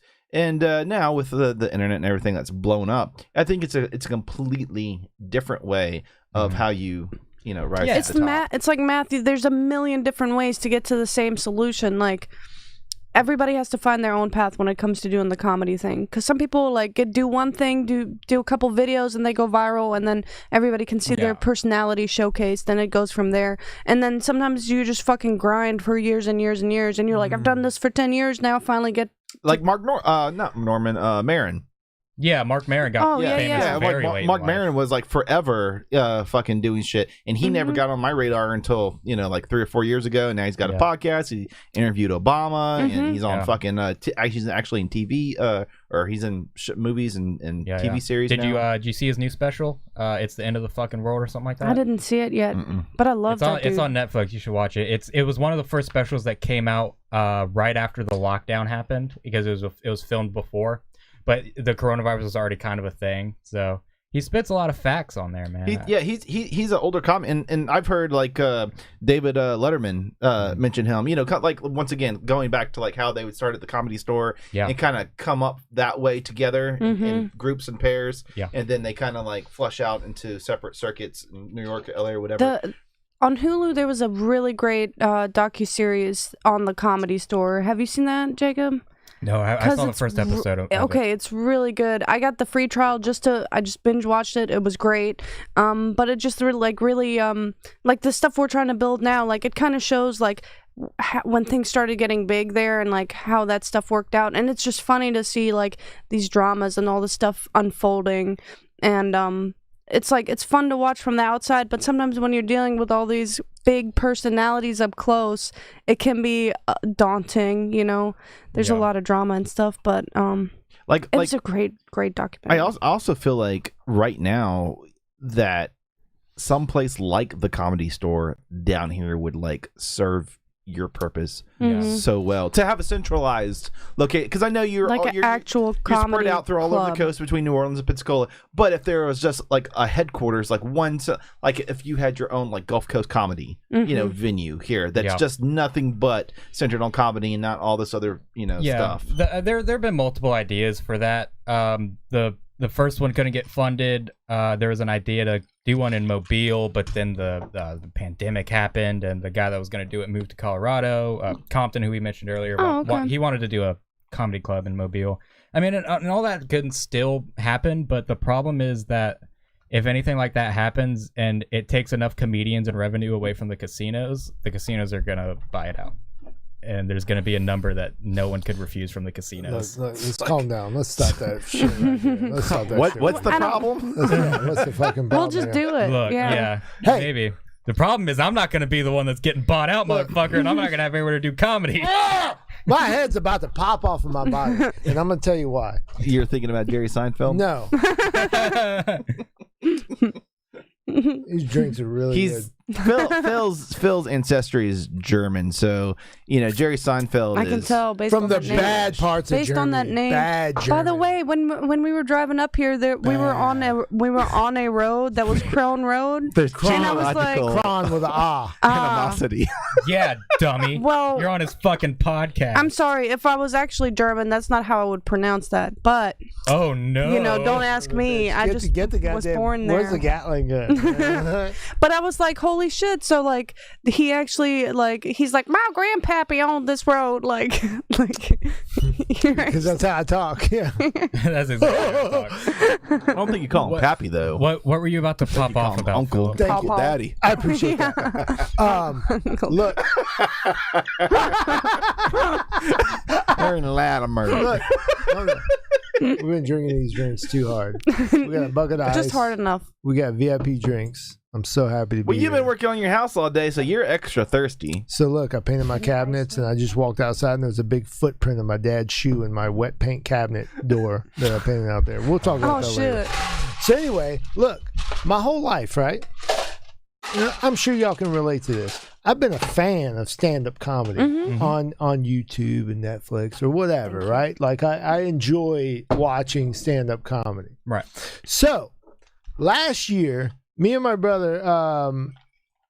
I was such a fan because I told you at Crest while we were shooting Mr. Zachary Perkins' music video. Dope ass music video. Yeah, I'm a huge fan of like Kill Tony. I like. Oh God, yes, I love that show. Kill Tony. I've seen it. I think every episode. I didn't know about it till recently. His sister was telling him about it, and I started watching it, and it's amazing. Yeah, I'm slightly successful, right? So me and my brother flew out to L.A. Right, and he was like, oh yeah, all right. So we go out to L.A. I get a random ass ticket to the Comedy Store because I just wanted to go. Yeah, I've never of seen a course. comedy show in my life. I've never seen a stand up comedy. All I know is what I've seen on YouTube or on TV. So we go and it's like $20, right? And then you don't know who you're seeing. It's just comedy night. So the opener was Arsenio Hall. Oh shit! And I was like, oh shit. This is legit. So You already made your money back. Yeah, and it's random seating. It's just they sit you wherever, and we're right behind the stage shit, so we got a table off to the side. And Darnell Rollins is sitting in front of us from Chappelle Show, Ashy Larry. He's sitting in front of us, and we were like kind of starstruck. We were like, oh shit, oh shit. So Arsenio Hall opens up, and he had just played the IP like a few weeks before that. And he's like, man, I just played a show in Biloxi, Mississippi. I don't know if y'all have ever been to Biloxi, Mississippi, but I got off the plane in L.A. and I hit on the first homeless woman I seen. She was beautiful. He said, because these women they got out there, God took a day off, when he made them. And we were like, they're large and in charge. Yeah, and we were like, I wonder how many people know we're from Mississippi. But anyway, the next comic that comes up, Dane Cook, and we're like, holy shit. This is Dane Cook. Dane Cook was. This was recently. This was because his face looks weird as shit now. So his whole bit was about his whole like half of his bit was about his girlfriend that's way younger than him, and then being seen in grocery stores by people that were like, yo, Dane, what happened, bro? They're like, what's wrong with you? You were a big deal. Like, you fell off. Did you start smoking crack? It's fine if you just, like, fell off, but, like, what happened to your fucking face, bro? Like, he just got a bad facelift, I think. So the next comic, shit, I can't remember now, but it was a superstar fucking lineup. Like 5 comics that I was like, whoa, holy shit. Adam Carolla was a headliner. Okay. And almost everybody talked shit about Trump. This is last year. This is like summer last year, whatever it was. But in that night, I fell absolutely in love with stand-up comedy because I've never seen it live. Mm-hmm. And I couldn't fucking breathe. I was laughing so hard. Mm-hmm. You know what I mean? Like, because you see it on TV and it's like 30% it's of different. What it is live. I mean, it's just like music. It's like watching live music versus watching music on the internet. You feel like the bass in your chest cavity. Right. Exactly. It's an experience. When you see the little movements and the timing and all this shit by like fucking pros, man, and these jokes that work, we were like, we couldn't fucking breathe. And we were sat with, 4 strangers. Like it was me and my brother, a couple, and then 2 dudes. So we didn't know each other. It was 2, 2, and 2. And we were like best friends by the end of the night because we fucking spent 2 hours like just dying laughing. And since then I was like, I'm gonna be the best comic in America. I didn't that's not what I thought. It really makes you want it, though. I like dove into more of it and I got into improv comedy and I was like, you should do the open mics, dude. I'd be fucking terrible. Look, no. Everybody says that. Point. If Zach Perkins can do it, you can do it. And you guys basically have the same hair. Shots fired. You do. They do. That's why I was like, it looks good. Reminds me of someone. No. Look at this hair. But Zach's is a little bit more curly than yours. It's because it's longer. Well, I don't know. I mean, I use like high-end shampoo. Like I use really like $47 shampoo. So oh shit, dude! This guy just I gotta get on rolls your out of level. Someone else's bed and then just goes wherever the fuck he has to go. No. But you did put your bucket in for the. Yeah. So the next night was Kill Tony. Yeah. It was like a Wednesday night or something, and the next night was Kill Tony, and I put my name in the bucket. like a dumbass, and for whatever reason they didn't call my name. Because I was 100, I had nothing. I mean, I had nothing. I was just gonna get. There's up there people and rip. that do that. But I wanted to go up there and bomb, and then rip on me. You know what I mean? Because they're gonna do it That's the whole point of regardless. the show, and in that ripping, I figured I could show my talent. Because a lot of times that's when people's personality comes out. Because you Right. watch so many of those episodes, and they'll bomb, and then they'll start roasting the dude and making fun of him, and then they'll just like be like being themselves, and they're like, "You should have done your stand up based on this." Yeah. Like, Yeah. so yeah. No matter what, like if you do like absolute the worst you could possibly do or the best you could possibly do, Right. you're gonna want to do it again. Right. Yeah. You're No right. matter what, you're gonna want to do it again. Let Yeah. me get on that stage. But before I die, I'm gonna do. I want to do like 4 minutes on an open mic. Do it. But I want to. I gotta write some shit. Well, a lot of people are like, "Oh, yeah, I'm funny in conversation. I'm funny around my friends. Blah blah blah." Everybody Right, says that right, shit. right, right. But Here's those all it people comes are down to. pussies. Yeah, all it comes down to is like, all you start having to do is like, when you say something funny in the moment, take out your fucking phone, pull out your quick memo or whatever, and jot it down. Like whether it's just a one-liner or whether it's a story or That's whatever. what Dave Yeah. Chappelle that's does. that's all it is. Because basically Just conversation. last week we wrote a joke coming from Trax Bar. Exactly. And I was like, how do people sit down? Like, how do you sit down and write a joke? Did you write it down? You can know do what I that mean? too. I remembered it because we were talking about. Oh fuck, this is gonna be so bad. We were talking about somebody we knew, right? That married a cop, right? So we were like, oh, it started off as what would it be like to walk in on that? This person looking like she does, and this guy looking like she does, and I was like, I bet he yells like, "Stop resisting" while they're banging. You know? And we had a lot of, like, we went for like 10 minutes. Right, you just keep riffing. Yeah. I mean, the cuffs are too tight. Like, shut your mouth. And then those are the moments Obstruction. you You're wish you'd obstructing. videotaped it. Yeah. It's one of those Gotta see things. some ID. And then he just murders her. Yeah. And then we're like, oh, this is how people write jokes. Right. A lot of the time, yeah. That's how where you you get build your a- seeds. Yeah, that's how you build up your time. You just like if you Because organically let it you have happen. exactly, because like if you're doing stand up, you probably have an organically like funny like personality. So if you just document it when you get a chance to, or like you like comedians will remind each other, hey, write that down right now, or I'll write shit down for other people, and then I'll have like notes in my quick memos, like one that I used the other day because I didn't remember whose it was, and I kept trying to give it away and being like, Chris Weatherly, is this yours? Is this yours, Tony? Is this yours? And it was I wear a condom when I masturbate because I fucked some questionable bitches. And I'm like, it's not mine, but I wrote it down for somebody, but Right. fuck it, it's mine now. You should just do that as your bit. I did. You said organically have a funny personality, and I was gonna say like I kind of beg a differ because I feel like you have those who are natural, and then those that kind of force it. Like you could tell when somebody gets up and they're forcing it because they're just kind of like just doing like a robotic delivery of like, here's my setup, here's the punchline, here's my setup, here's the punchline, and then and then it also has a certain amount of relaxation. I think it comes down to getting comfortable on stage a lot of the time. Because you have potential to be funny, but then when you are new at it or you're really nervous, I think there's that dynamic with the audience, like when me and Phil were first talking to you and Scott and Mandy's kitchen, like having that chemistry in the room with that person. I think depending on, you're saying like having an organic funny personality, I think a lot of that has to do with when you get on stage, are you comfortable with yourself, with who you are, before you even start spitting any jokes? I watched Jacob's your demo reel. I think you went to Pensacola, that was in Mobile, and to do that, and it looks very, very, very, very super professional. And a lot of comedians have that, and that's kind of like how you shop yourself around, because they have to have an idea of what you're going to look like on stage, like to get an idea. It's like, we're going to pay this motherfucker $150 to fucking come over to New Orleans and be on the stage at House of Blues.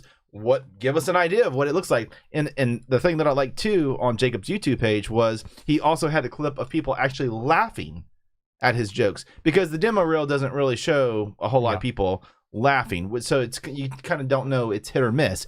But in the live video that he has, you see people fucking, you see the room cracking up at a joke that he just landed, because it's the right crowd, it's the right night, the right amount of drinks. But again, it has to do with like I feel, this is just kind of like my own observation. I'm not a fucking comedian. I'm fucking horrible. Like, I have way too much to drink, and I think I'm funny, right? So I'm your worst. I'm your worst fucking type, right? You're like a lot of open micers. Yeah, that's what I was about to say. You're like half the people at the open mic. You should come out I mean, and sign up. I drink too much, and like I think like I'm funny, and then I'll make I'll have a joke in my mind, and I'll like halfway deliver it and forget to like flesh out the follow through with it, which has happened like pretty much every episode on here.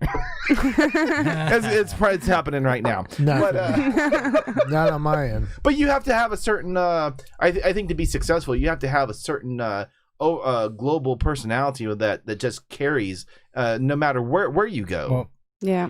you have to be yourself. Yeah, that's what it And is. Authenticity will There's so get... many people that try hard to not be themselves. if you force it's going it's to like, show. well, then why do you want to be a comedian if you don't want to show people who Right. you are? And I think people do that because they're afraid that people aren't going to like who they are. But once you bomb, like there are tons of comics that I've seen that have just come and gone because they'll go on a hot streak, 5 shows in a row. They're the crowd favorite. They bomb one time, I never see them again. Yeah. But once you bomb and you realize, oh, this is the worst thing that can happen to me on this stage, It's fine. you're done. It's fine. You're done. You can it's start being absolutely yourself. fine. Yeah. The worst thing is that you get booed. I've been booed before. How many times have you been booed? I've been booed unironically once, and the guy, How did you react? I ignored it, and then after the show, the guy came up to me and apologized for booing me. Oh, so one guy boo? Yeah, Oh, it was wow. one guy in the whole crowd. And everyone else was silent because I wasn't doing good. So there's one guy having a bad night. Yeah, one guy booed me, and I looked over in the direction, and I just kept going on with my set, and the guy apologized because he felt bad, and I was like, "You're a pussy for apologizing." Yeah, you should. Well, yeah, you should have said, "Is that what they call your mom on a Monday night?" Ooh. Hey, I just On a Monday, dude. Yeah. I got $1 million question Do that it. I keep trying to fucking ask on this Alright, show, especially for the it. fucking Rushmore. And I can never get an answer from them straight. Your opinion on cancel culture, like you had brought it up and talked about it in your own podcast, and you even kind of touched on it earlier before we went live. Making jokes, super offensive. It's your stick. Yeah. Cancel culture saying, you know what, you're too offensive. I can't have you in my club. I can't have you on my podcast. Is it like, conflicting feelings, like, hey, this is just who I am, this is what I do? Or do you feel like, yeah, I kind of see it, I want to be able to be seen by a larger audience, so I will adjust, amend what I say? We were kind of hitting on a little bit with clean comedy. Yeah, and the Louis C.K. thing, and it's tough because, like Jacob said, you want to be authentic, and guess what? People are very flawed creatures, and we've all done dumb shit. I think sometimes it just gets taken a little far. I mean, people are allowed to make mistakes. Like, that's part of being a human being. I don't know, that's rough. I mean, I tell a lot of jokes, like some people have said something about me using the word faggot in a joke that I use, but like every time I tell the joke, everybody laughs, okay? Right. And so also it's just fucking funny. And It's also, not... you're bisexual. Yeah, but I like... Not right now. Not right now. But it's you're bisexual. If I said that as a straight white man, I wouldn't get away with I it. think you would. I mean, Maybe. if the joke is funny, like... Yeah. Maybe. Yeah, In the because right you're not doing it out of in the hate. right You're place, not. yeah. You're not doing it out of I like get it. ill will. Yeah. If it makes people laugh, like really, that's where it's at. Like you don't have any bad intentions So- with that. Right. So I've run into this a lot in my personal life. I know I have a little more experience with you, and I'm also a little edgier than you. When you're running a business, like let's say Walmart, for example, or just any local business, if you walk into that business and the owner just says, "I refuse you service, get out," they can do that. They can Right. refuse you service for any reason. Mm-hmm. Same thing with a comedy club. If they don't like the kind of material you do, whatever, if you say something they don't like on stage, they can refuse you. It's a business. So if you want to do that business, then you need to change something about yourself. If you don't, then you can just do whatever the fuck you want to do because it's a goddamn joke. Yeah. And people take themselves way too seriously when it comes to jokes. Because you go to a comedy show, everything you say on that stage has the context of this is a joke. And I didn't bring anyone here to be mean to you. I brought you all here to make you laugh. True. But I forget who it was. It was, and I saw it recently. It's so like a comic gets up on stage and makes a joke about rape, and then there's someone in the audience who is actually a rape victim, and then they're like, that was really offensive towards me and all other. And so the mistake that they make there is they make a giant deal out of it while the comic's on stage, and they don't talk to the person after the show. Anytime anyone's come up to me after a show and said, hey, I have a problem with what you said, I apologize to them because I didn't mean to hurt their feelings. But also, like, no matter what you do, no matter how much music you make, there's someone who's going to be like, well, that one song fucking sucked, and I can't believe you put that out. Or, like, no matter what you do, like, someone's going to be... Yeah, but music and social but also, injustice is totally different things. Well, I mean, we're just talking about words. Yeah. If someone didn't commit a crime, why is it anyone else's business to... Because you're making people laugh at their expense of what they had to incur. There's one person that will, like, no matter what I say, there's always someone who's not going to like something that I say. Yeah. Like, I'm always going to be offended. I make an abortion joke, and, like, people laugh about it. And there's one person one time that came up to me and was like, I don't know, my sister had a miscarriage recently, and that's not that funny, or some shit. And I was like, and that's their problem. They don't like you as a comic. It's not your problem that they don't like you as a comic. It's their problem. Yeah, it's fine. I can't get it, even though I would love it if 100% of all people loved me. Like, it's just not going to happen. That's not realistic. And then for that one time that girl came up to me and said she didn't like that joke, another dude came up to me after the show and was like, oh man, that was so funny. I love abortion jokes. And I was like, that's crazy because I love abortion. And in comedy, the line is very obviously clear. Like, as long as you don't say anything. They've never been in a band with Jared for 7 years. Oh God, is it a lot? No, I was in a band with this dude for about 7 years, and like, I mean, he loved dead baby jokes. Oh man, that was a whole thing. That's his whole set. He loves dead babies. Yeah, Zach and Jared would be best buds. But I mean, it's dark humor, but the absurdity of life, and to I mean, some aspects, I do agree with some parts of it where it's like, when you get into like sexual abuse jokes, and there's probably 2/3 of the audience that was sexually abused. That's true. And like they're gonna take it to heart because you're gonna cause flashbacks. If you were ever a child or a woman, there's a high chance that someone did something to you did not like. If you were ever a child, you mean everyone in the world? Yeah, exactly. Yes, I am saying the world is full of just trauma. Yes. Yeah. If you were a child or are a woman. But, I mean, is it a comic's job to tiptoe around problems they don't know you have? No, because if you did that, you wouldn't say anything ever because you'd just be worried about offending people all the time. Yeah, it's like it's kind of like your choice what you want to choose to. Yeah. The line's very clear. Don't say anything super fucking racist. Ruin all Phil's material here. Yeah. Just don't say anything racist. Everything he's gonna build his jokes around. No, I'm trying. I gotta catch my breath. Holy shit! No, but what matters is it funny? Exactly. Yeah. Do people laugh at it? Right. Or do people, or does... Because if it's largely just in bad taste, people aren't going to laugh. Yeah. Right. And it'll be other comics that tell you that. Like, hey, like, don't do that. Get rid of that joke. Yeah. And it's going to suck anyway. But if it's funny to 65% of the crowd... Right. That's good enough but for me. Isn't that superficial if your only goal is... self-serving to make people laugh, and you're not really making other people laugh.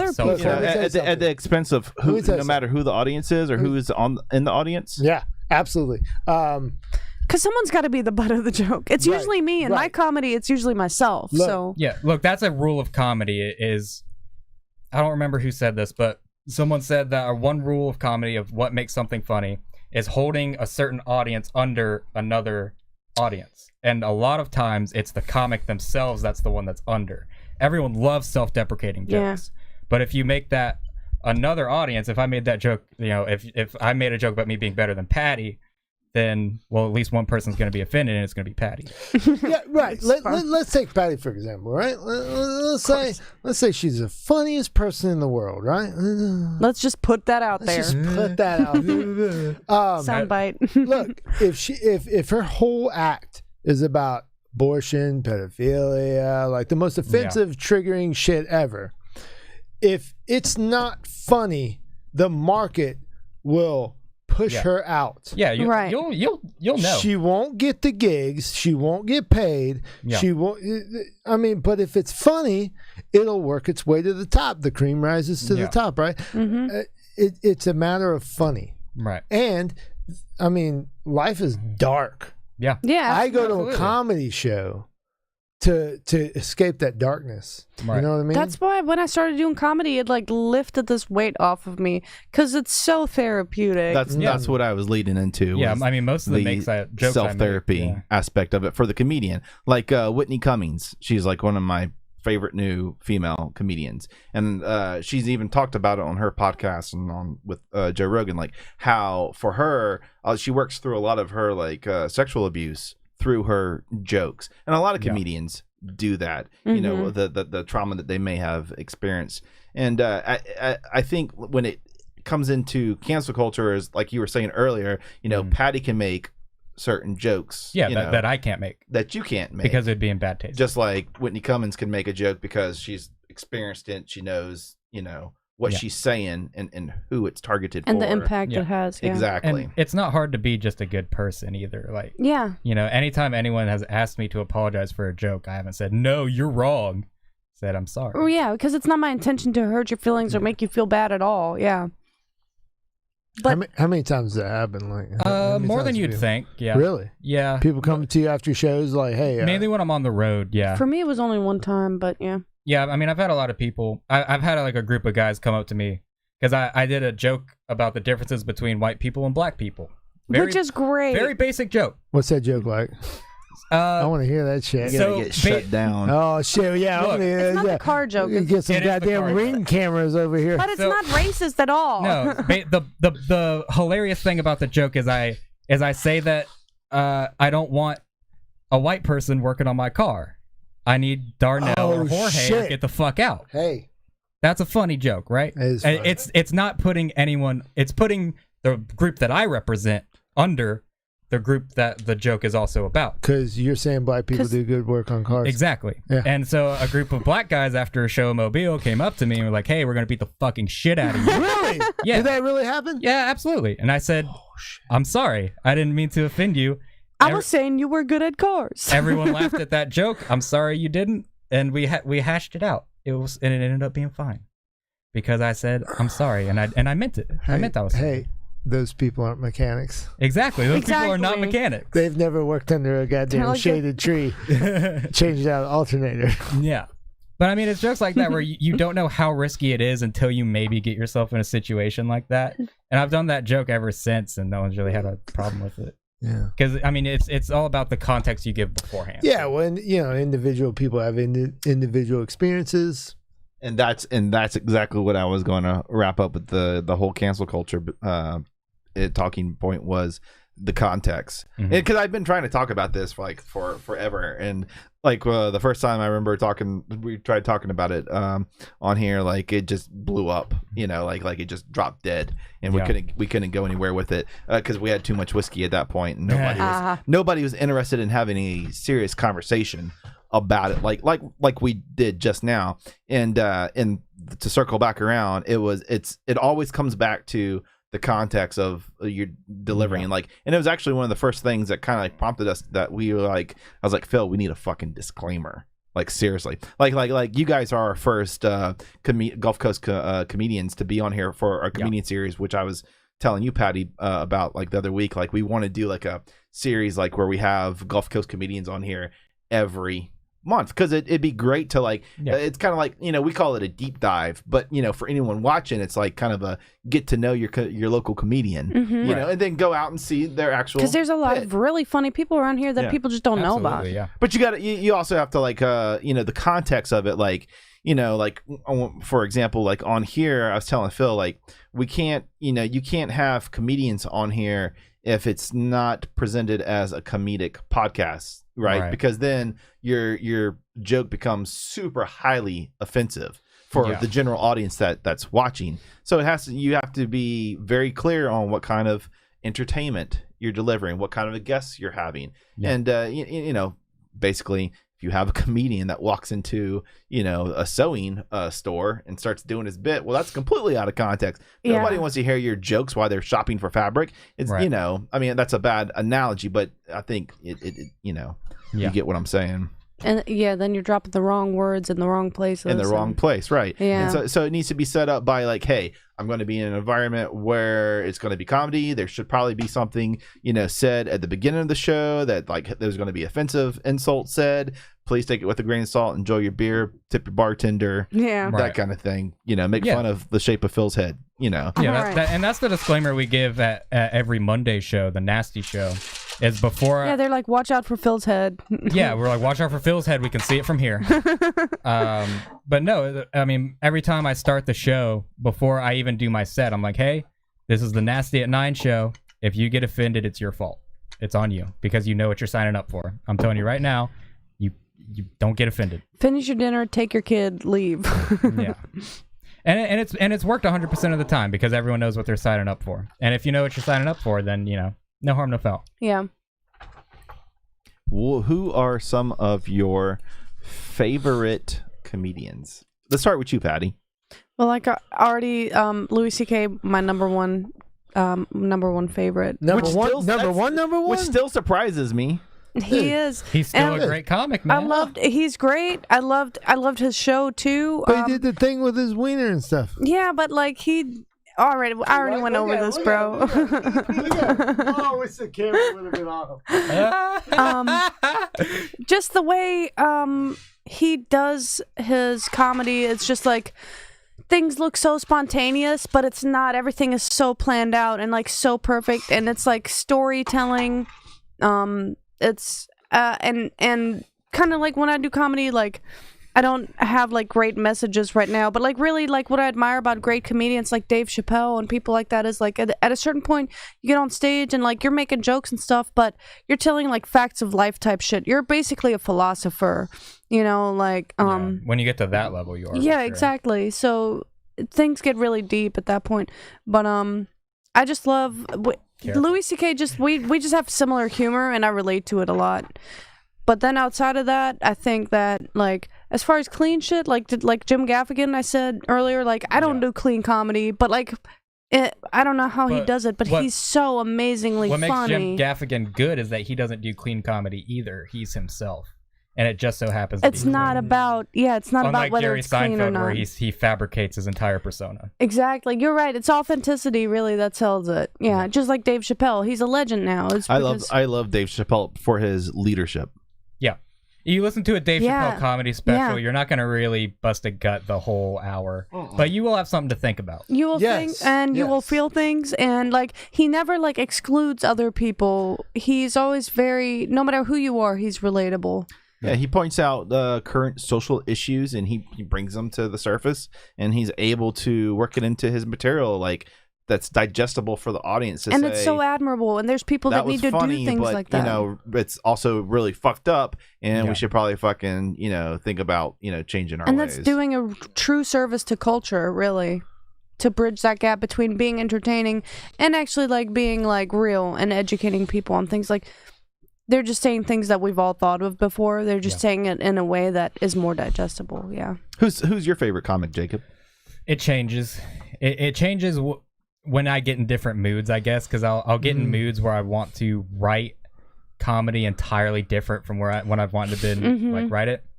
I can barely speak. We were like when I did the first roast battle last year, I was really into Anthony Jeselnik. He was a huge roast comic. So I was like, okay, that's why I did the roast battle and all this.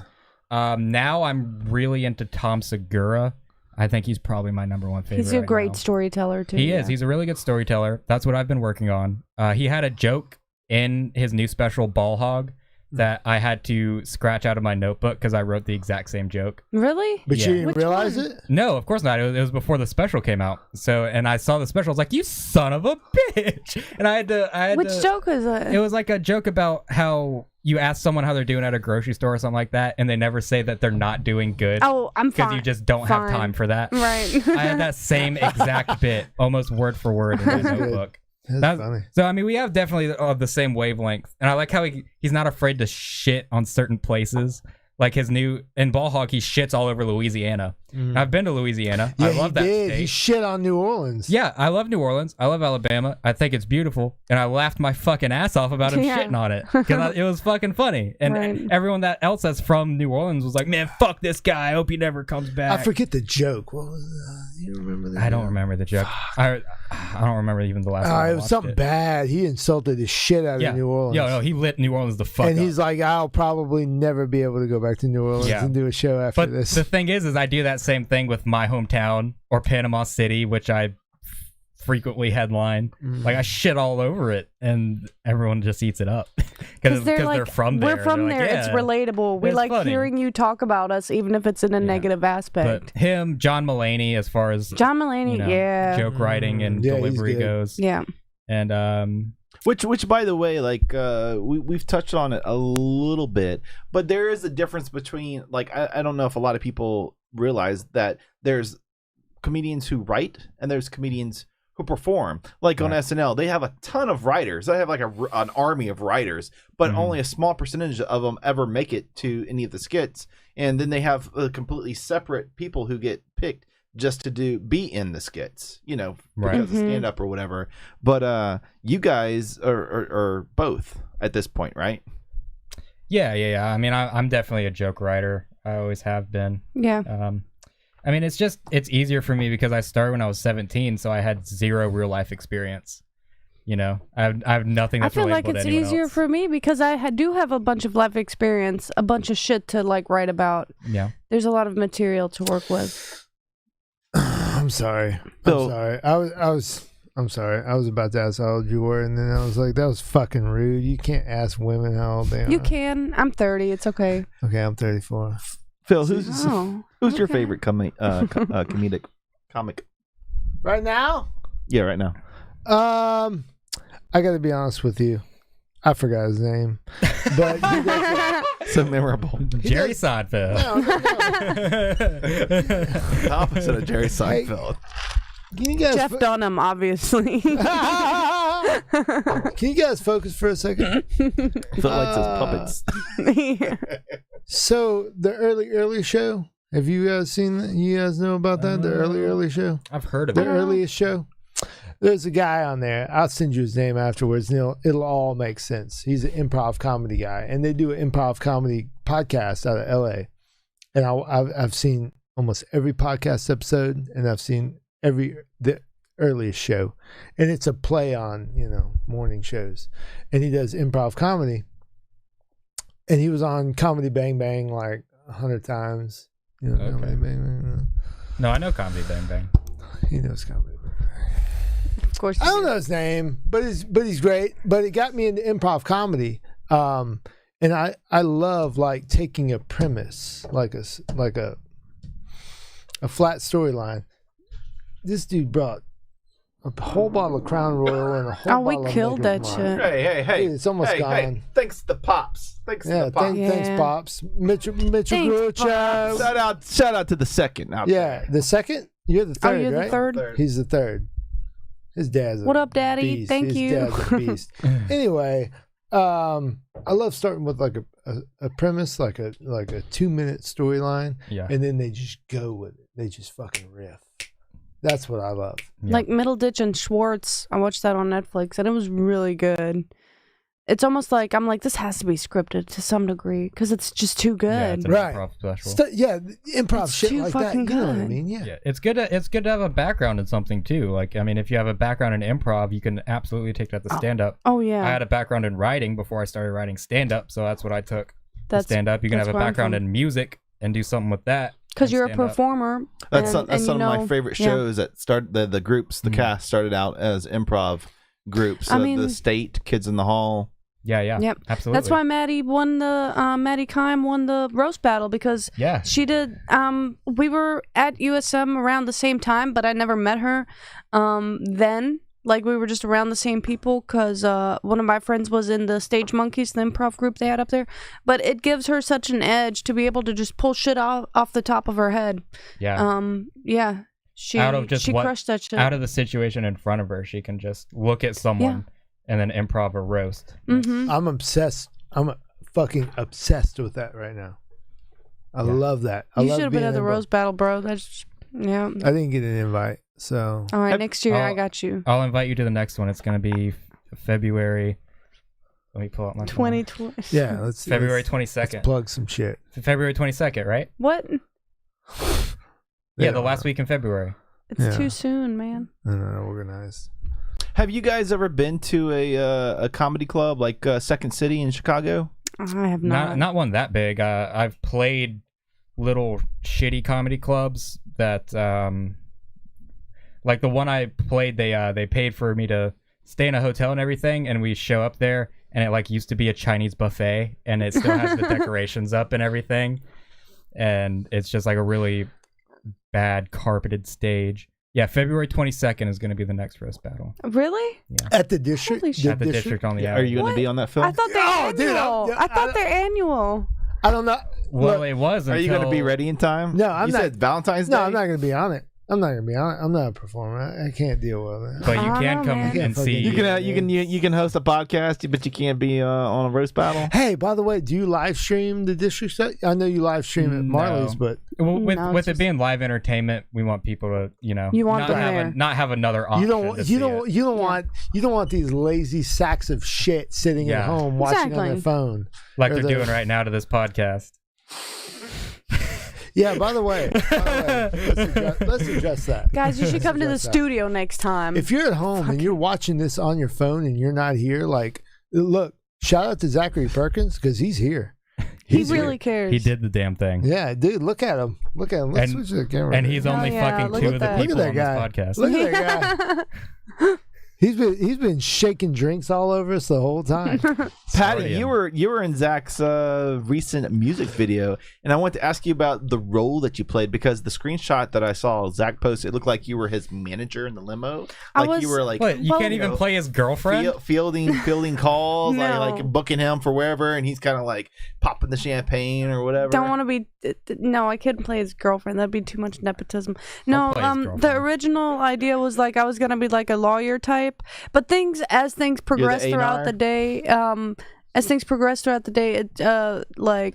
it changed a little bit. So like that was not my like exact role in that scene. Like we're all ignoring him basically, and he's just like among the people that would be in a limo like that. He does get ignored a lot.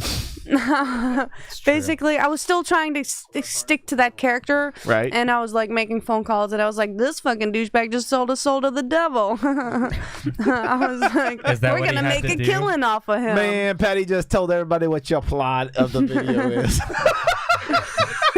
That doesn't take away from the fucking music video. He's been trying to keep it under wraps, and Patty's like, "Boom! This is what the video is."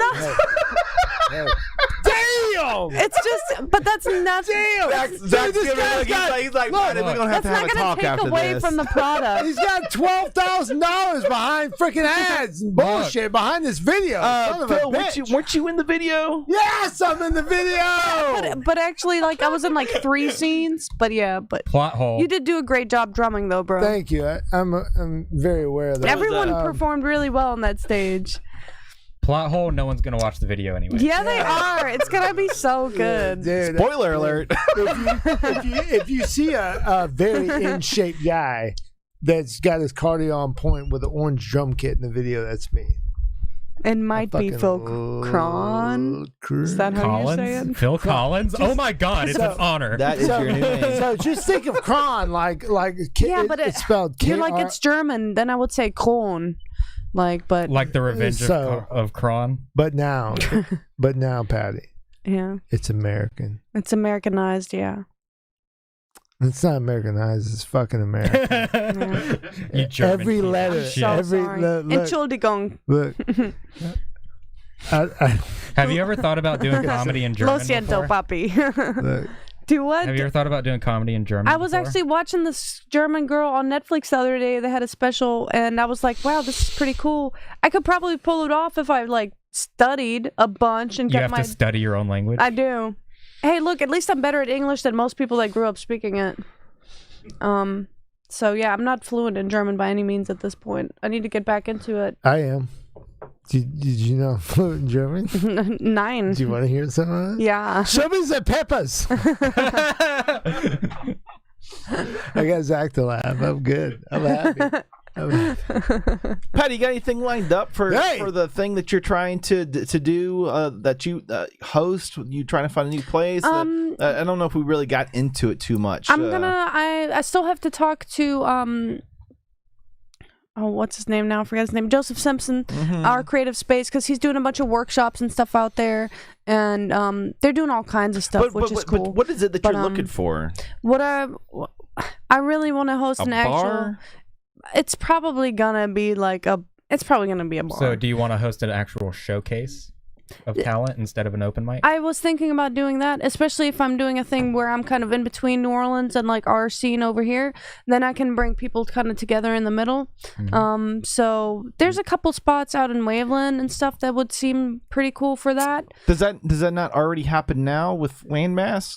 Or is it just with Landmass? Is it only Gulf Coast? But like not everybody can do everything. Like we all kind of have to be like, I'm still an independent agent, like out here trying to bring comedy to the people. You still have to make your own money. Yeah, exactly. I have to make my own money. You want to do as much as you can to do that. Exactly. So I'm gonna tell you right now, you're gonna want to tear your hair out fucking booking comedians. I know, but so that's worth what you want to do. You want to have a place where you can book the comedians that you want to bring. The thing is, like, I want to be a comedian, but also like I see a need to be filled in the scene, and like from all the things what we've built over the last year is amazing, and I just want to keep building on that. What's the need that you see?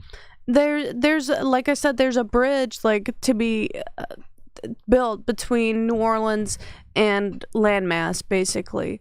Because KrohnKast focuses on definitely like Mississippi Gulf Coast, and then but I don't have to like put my focus on that specifically. And there's so many comedians that I've met over the last year that are amazing, and I really just want to help keep building that scene and give a stage to people and give a stage to myself. Hell, yes, of course. Fuck yeah. But and make money doing it. Like I feel like there's a lot of good places that could happen at. Yeah, and in Biloxi.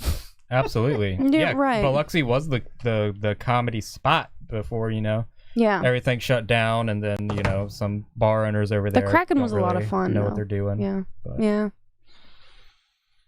But yeah, I mean, there's definitely a need for comedy in Biloxi again, which that's going the opposite direction you want to go. But yeah, because I want to make it easier for those. Because I'm doing a show in New Orleans actually on the 9th. You say easier as in talking about Waveland, making it easier for them to a shorter drive. Yeah. But I don't see how that makes it easier for them if they're still playing to smaller crowds. Where potentially if they were in Biloxi's really in the middle of the coast, so you could have potentially a bigger crowd.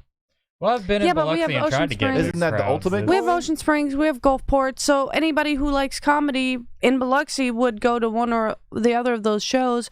But then there's like a whole like almost 2-hour patch between New Orleans and Gulfport where we're not really doing anything, so like bridging that gap will build the scene too, because just like the comics from New Orleans came out to the district show, and that's how I got the show that I'm doing on the 9th, the Laughs on the Lake with Jorge Velasquez, because if we just get to see each other, and then we get to book each other more, right. And it just grows from there. So I just want to make it easier for everybody to get on that bill together. So you basically need your own comedy store. Is what you're looking for. Man, I would love that. You need a dedicated place, a bar that just wants to have nothing but comedy. Dude, if I could open my own business, I would fucking do that. Or an already existing bar that just wants to have nothing but comedy. I mean, we're sitting in an 11,000 square foot $1 million studio right now. Yeah, if any bars out there want to do some comedy, just Yeah. hit us up, man. Hit us up, Patty Dwyer. You can message me on Jacob Craig Comedy That's right. if you think I'm funnier than Patty. Jacob Craig Comedy, is that true? Yeah, Jacob Craig That's his Comedy. Facebook page. Yeah, that's my Facebook Oh, page. Yeah, I just use my personal for everything. That's why I have like No, 1,200 you can't friends. do Yeah, that, well- Look, but right? here's the thing: is Jacob was saying it the other day. Like everybody who starts a business page for their comedy that's separate from their personal page, you never fucking post on it or use it. Really, it ends up being just like Okay, this so other personal problem. account Okay, let's back that up. sits on Okay, the Gil. Let's back side. up. Let's do a master class Yes. here. Totally not true. That's totally not true. Let's do a master class here. Because if So- you had a band or a podcast, we post to them all the time. Right. Yeah, and then your personal account stays your friends and your family. Well, all of mine is just squished together. I don't have friends or family. I just have fans. She squishes them. You're into other stuff, right? Like you're into like water polo and pool and. you look like Wire. I'm like, what is water polo? you even? look Why, did aquatic. you say wire polo? You look aquatic. You look like you belong in the water. Hey, can I ask you a question? Can I ask you a personal question? Absolutely. What's your passion besides comedy? Do you have another passion? Not really. That's exciting. Alcohol. That's cool. No. Like I do other artsy shit. Like I paint, and yeah, I write poetry, but I just I bake. You paint? You know, I bake for. I You paint. paint? I paint really well, actually. Yes. What do you paint? Landscape? I do. or portrait. Like I'm really good at. Actually, I'm really good at like. I'm not great at coming up with stuff on my own, but like I can draw a still life and like draw what I see like down like. And then when it comes to painting, I like doing gradients and colors and stuff like that. So it's not like usually a very specific thing. It's like very abstract You bullshit. do oil painting? I've only really used acrylics pretty much. Yeah. Acrylic. But besides that, I like being physical. Like I love doing shit like Physical.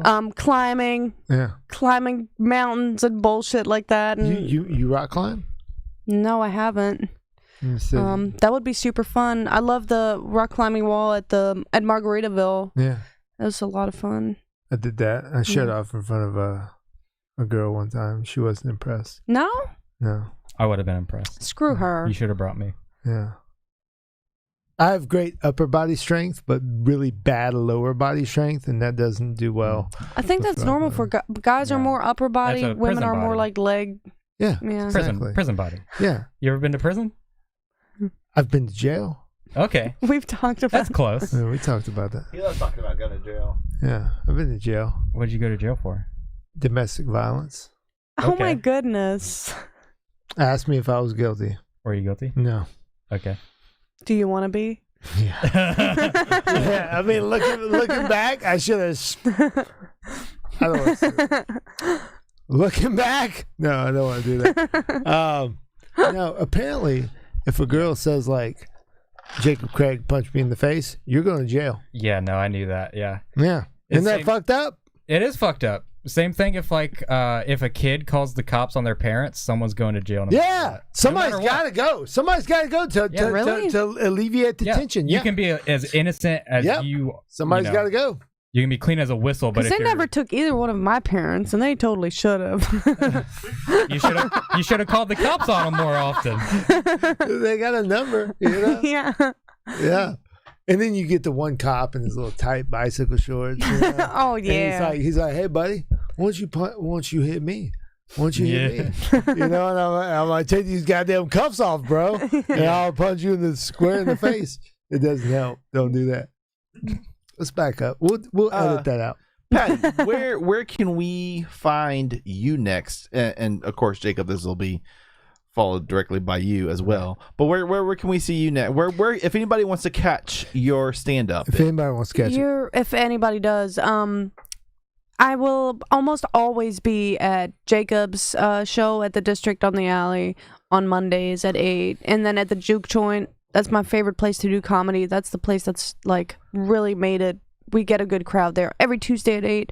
But the next like actual show that I'm doing will be in New Orleans at Laughs on the Lake. It's a great social distanced event because we're actually on a boat on a balcony playing to a crowd. shit. I'm on a boat. Yeah, which is really fun, and I would look forward to that because there's a lot of great New Orleans comics out there. Is it a boat like sailing away from the shore? No, it's sitting on the dock. Yeah. That makes That's kind of weird. Yeah, that if we're makes it, sailing away, like they can't hear us well, so makes it instantly less cool. But but that's on the 9th. That's a Friday, I'm pretty sure. So on the 9th of what? if you're in New January? Orleans, if you're in New Orleans or around I'm gonna there. be there. Are you? I'm gonna be. Please come. I'm gonna be in New Orleans on the 9th. Yeah. I swear to baby Jesus. Yeah. How do I get to this event? I will continue to share the event on Facebook, but Will they let guys like me on? yeah, it's a free show too. You don't have to pay for it. I don't have to pay to get on a friggin' boat. Oh, you're not on the boat. We're on the boat, and you're sitting at the tables You don't watching. get to go on the boat? We're on the balcony on the boat, and I you're demand watching. to be on this boat. This is ridiculous. This is Look, but since we've done this together now, I'll get you on the Take boat. me to the dude, boat. if you don't get me on the I'ma get you goddamn on the boat, boat. I need a pass. I need a necklace with a laminated. It's gonna say thing. VIP. That It's says- gonna have a gold that star. says I'm on a boat. Yeah. Yeah. I got you covered, Phil. You're on there. You're in there like swimwear. I wish Dude. I was in your swimwear.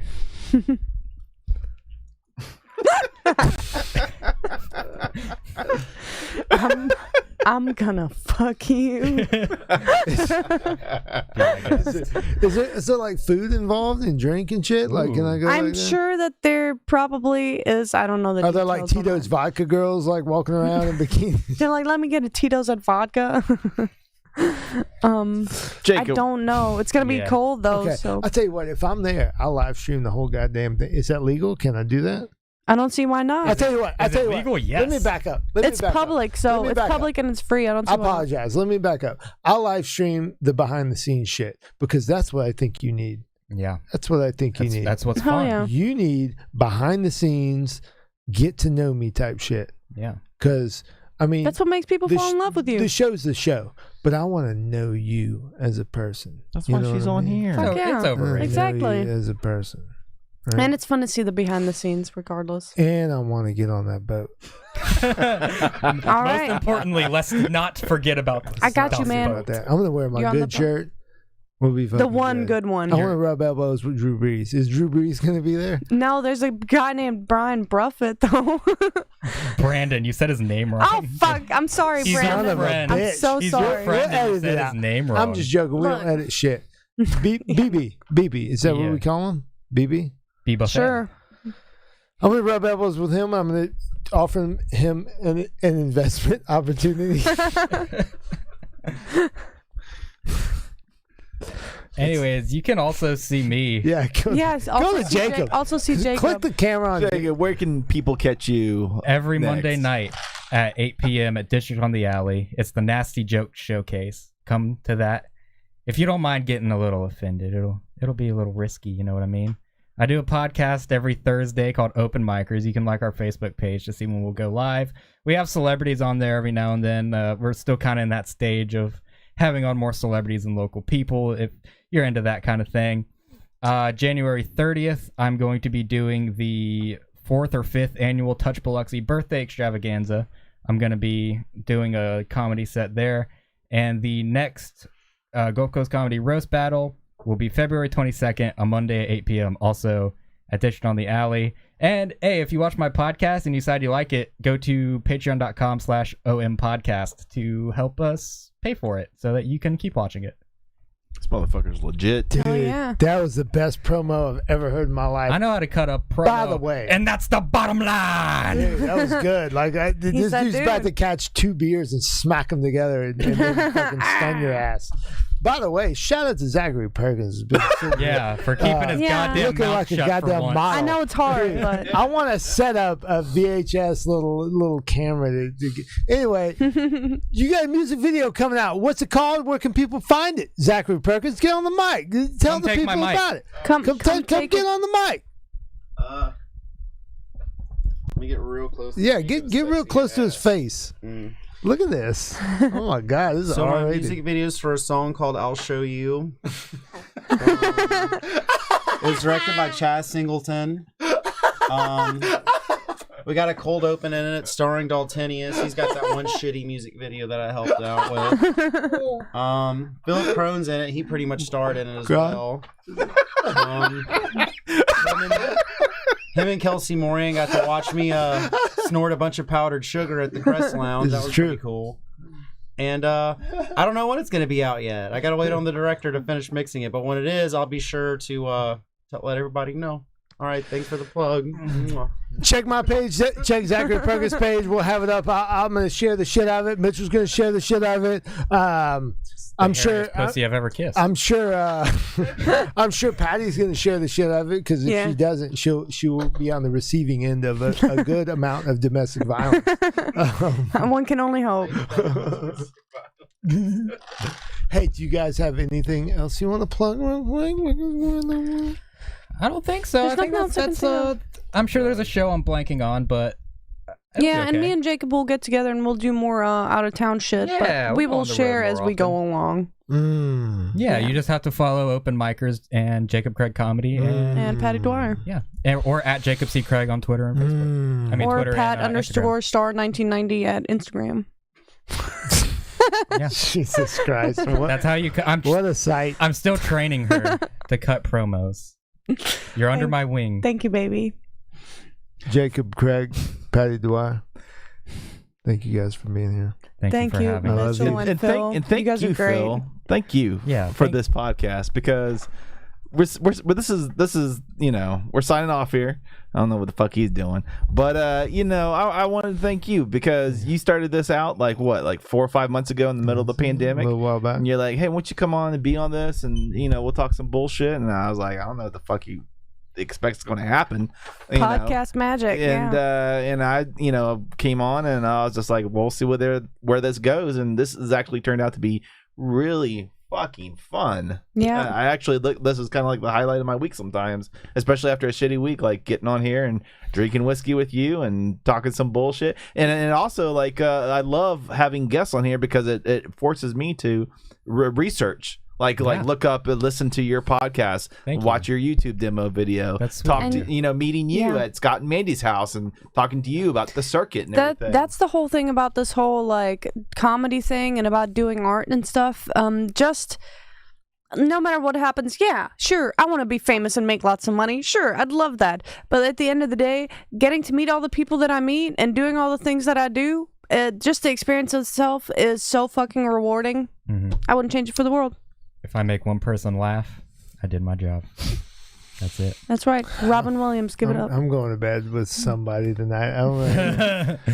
He's looking at you, It's Jacob. not going to be these three. They're going to make a patty sandwich after this. Hey, as long as I'm sleeping in the middle, Had a melt. That's Well, right. props to you, Phil, for Thank you. keeping I this appreciate going that. and making I it really run and appreciate that. putting up Yeah. the acoustic blankets, making your studio super nice that. and comfortable for people to come here $2 and million studio, the nicest drink one I've ever been whiskey in. and It is. have a Same. couch to sit on. It is impressive, yeah. Fucking gone all out, man. Like, props to you. Yeah. Great experience, Thank man. you. I'm having sex with everyone. With 4 whole people. Thanks, guys. Thank ZP. ZP, you doing okay over there? He's always hanging 10, bro. Jacob Craig, Patty That's your new Dwyer, nickname, Zippy. MG3, aka the Croatian sensation. I love you. You do most of the work on here. Episode 20 in the books is the last one for the year.